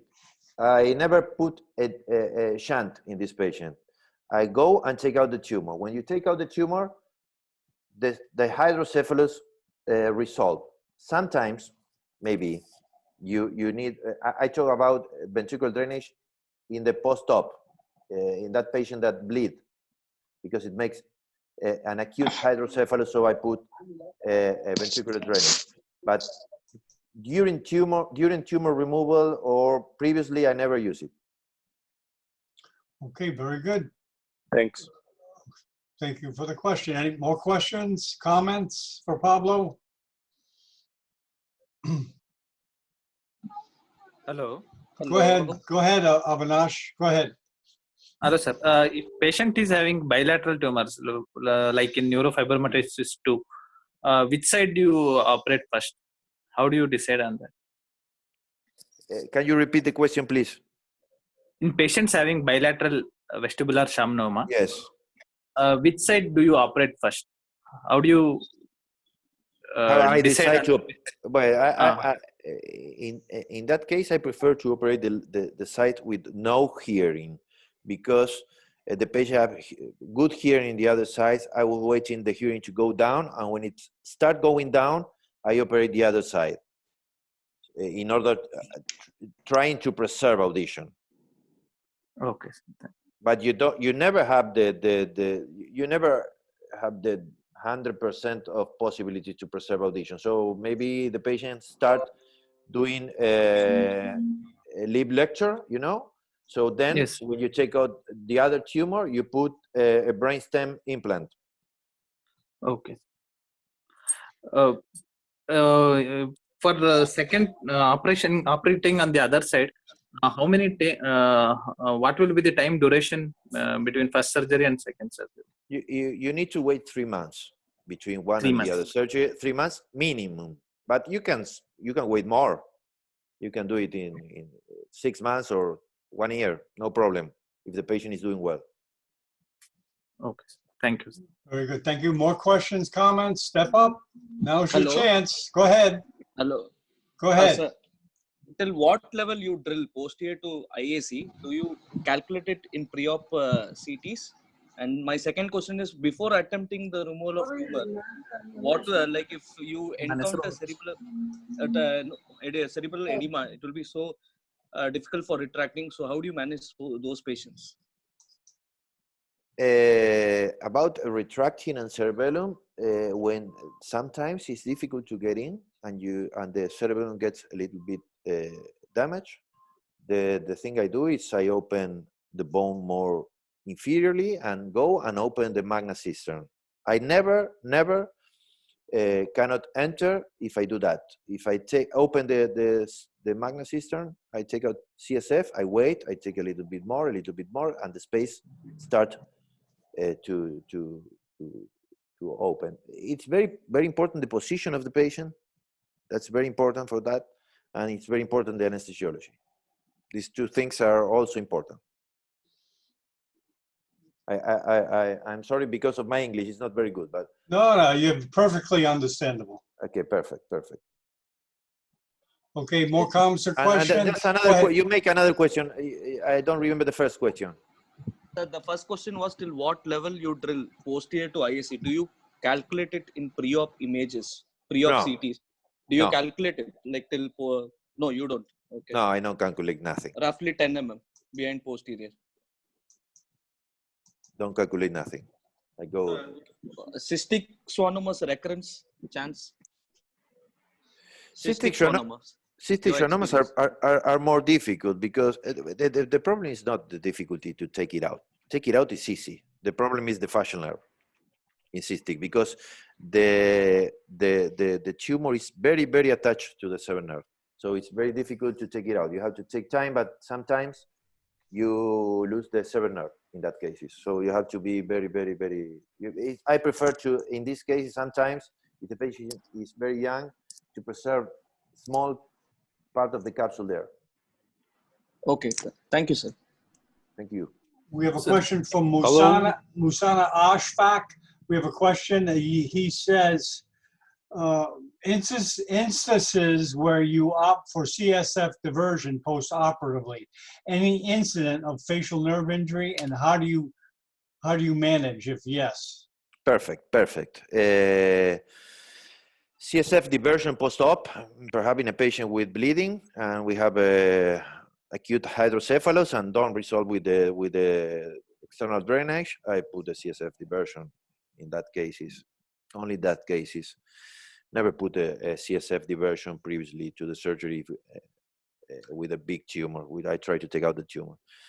And about facial nerve injury, that is a very good question, because if you lose the facial nerve during the surgery, you can do some things. Yeah, I prefer to take out I make a graft there. I would try to make a graft, to put a graft of nerve there and put the fibrin glue. I would take the graft from the leg. That's what I do. Hello. Okay, Javez, go ahead. I want to ask how much milliampere can you use to stimulate the facial nerve, not to injure the facial by stimulation? How is the maximum? How much the maximum? Well, you know, we use our stimulator is an IM response, a Medtronic, and you can put it up. No, nothing happened with the facial nerve, but I try to use it very low, very, very low, in order to know that the facial nerve it's okay. Because if you put it very high, sometimes you get a positive response, but the patient wake up with a total nerve, facial nerve palsy, no? So I try to use it very, very low. Mm-hmm. Thank you. Okay, Peru asks, do you do anything different if patient has a preoperative facial paresis, like a grade 3 facial palsy? If the patient has a pre-op facial nerve palsy, I would think that it is not a schwannoma. It is a meningioma or another tumor, because that's very, very, very unusual. But no, I would try to preserve, if it is a schwannoma, I would do the same. I would try to preserve, then wait, perhaps the patient improve, and if it not improve, and I have a facial nerve palsy, a total facial nerve palsy in the post-op, I will wait, and if the patient don't recover, I will go and do a reconstruction of the facial nerve. I like the Sawamura technique for doing that. Okay, we have a question from Dr. Harshal Agrawal. Do you use lumbar drain during surgery? No, but it can be used. I never use it. Okay. Muhammad asks, if you encounter a petrosal vein that is in the way, what is your policy on preserving it? Well, I will tell you something about petrosal vein. If you're operating a tumor of the posterior fossa, meningioma, schwannoma, you can coagulate it and cut. Because when the tumor grows, the venous drainage change. So that patients, maybe you can cut the petrosal vein with no problem. The problem is when you cut the petrosal vein and you don't have there's a lot of children talking there. Yeah. Okay. When you cut the petrosal vein, for example, doing a trigeminal nerve decompression, sometimes you can have problems there because the tumor is not there and the venous drainage don't change. Okay, a question. What is your suggestion to a very large T4B schwannoma without any CSF on cistern surrounding? And how about the craniotomy? Do you think we need far lateral approach so we can expose more space and CSS drainage enough? Thank you. it depends of the surgeon, no? I never do bilateral for these tumors. I think if you don't have space, maybe in that cases, it never happens to me, but perhaps you have to take out a little bit of cerebellum to reach the tumor and start the bulk in the tumor. And when you start the bulk in the tumor, the CSF will go there, because there's always CSF in the magna system. Maybe you have to, if you have an important edema of the cerebellum, you have to take it out and make a bigger craniectomy, or not craniotomy. Maybe you have to do that in that cases. The important thing is to take out the tumor, and if you take some part of the cerebellum, nothing will happen to the patient. Okay, very good. More questions? Closing questions? There's another question there about Okay. semi-sitting position. Okay. No, sitting position, it's okay. I like it. I operate some tumors in the sitting position, but I prefer the park bench because I'm more comfortable. There's no another fact to decide that. Okay, you see any more questions there, Pablo? I can't see. Yeah, there's another question about internal arterial canal drilling. I never do it first. I always first make the debulking of the tumor, take all the tumor that I can out, and then I go to drill. Okay, we have Dung Gaga, the neurosurgeon from Nigeria. Do you ever consider using other approaches besides the retrosigmoid? No. I do the transpetrosal anterior and posterior for other tumors, but not for schwannomas. For schwannomas, I prefer this approach. I learned from here. We have a lot of influence of Sami from Hanover, and we saw him many times. And our school here is to operate by that approach. You can do it with the approach you want. Important is the result. Okay. The role of pre-op DTI imaging to locate facial nerve? That's beautiful for presentations. You can do it, but okay. You know, only once I find that the facial nerve was posterior, but I do stimulation. That's what I think. Okay, what pole of the tumor is tackled first?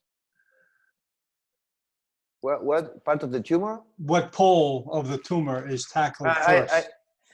I go first to the superior part, because I'm far from the lower cranial nerves, and when the tumor shrink and is smaller, I go to the inferior part and dissect it from the lower cranial nerves.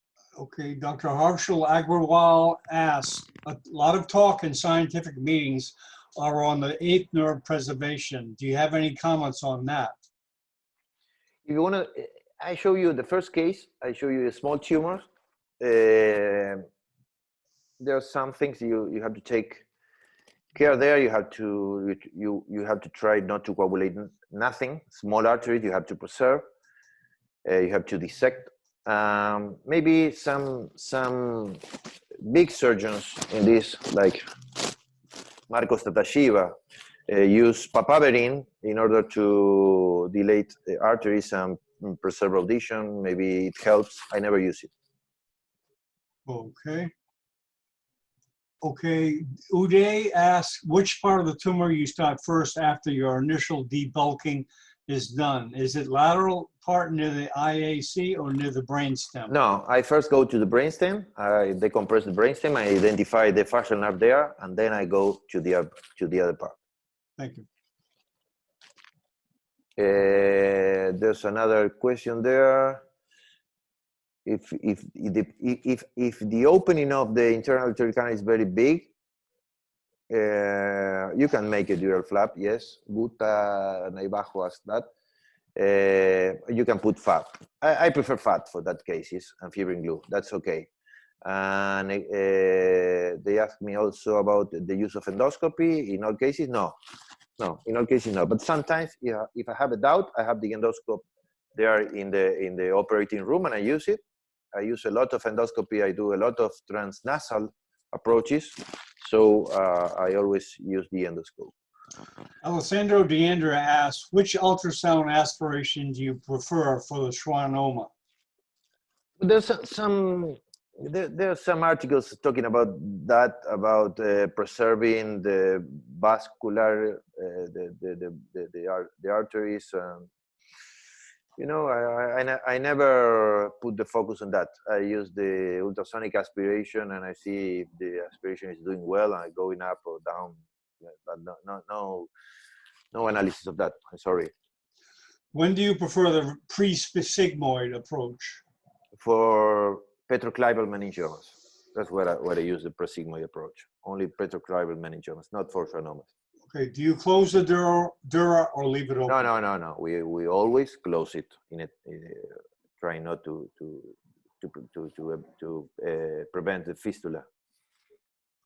Okay. Do you see anything Linear. else? Well, regarding the incision, I always use linear, but incision is not important. The important thing there is to take out the tumor out and preserve the seventh nerve. You can do the incision you learn. U incision I saw in the United States. I see there's a lot using a U incision. Some big tumors, big surgeons use a U incision, but I prefer linear. Okay, very good. More closing comments or questions? You've answered a lot, Pablo. Yeah, there's a lot of questions. Yeah. Rapid fire. Okay, very good. Okay, I'd like to thank you very much, and I hope you do it again. Thank you, of course. Shortly. No problem. Okay. Thank you, Sean. Thank you, Ipe, for the invitation. Okay. Tenemos charlas cada sábado en español también en Neurosurgery. Bueno, salud. Hasta luego. Suerte. Okay, yo Take voy a care. hablar contigo. Okay, gracias. Bye-bye.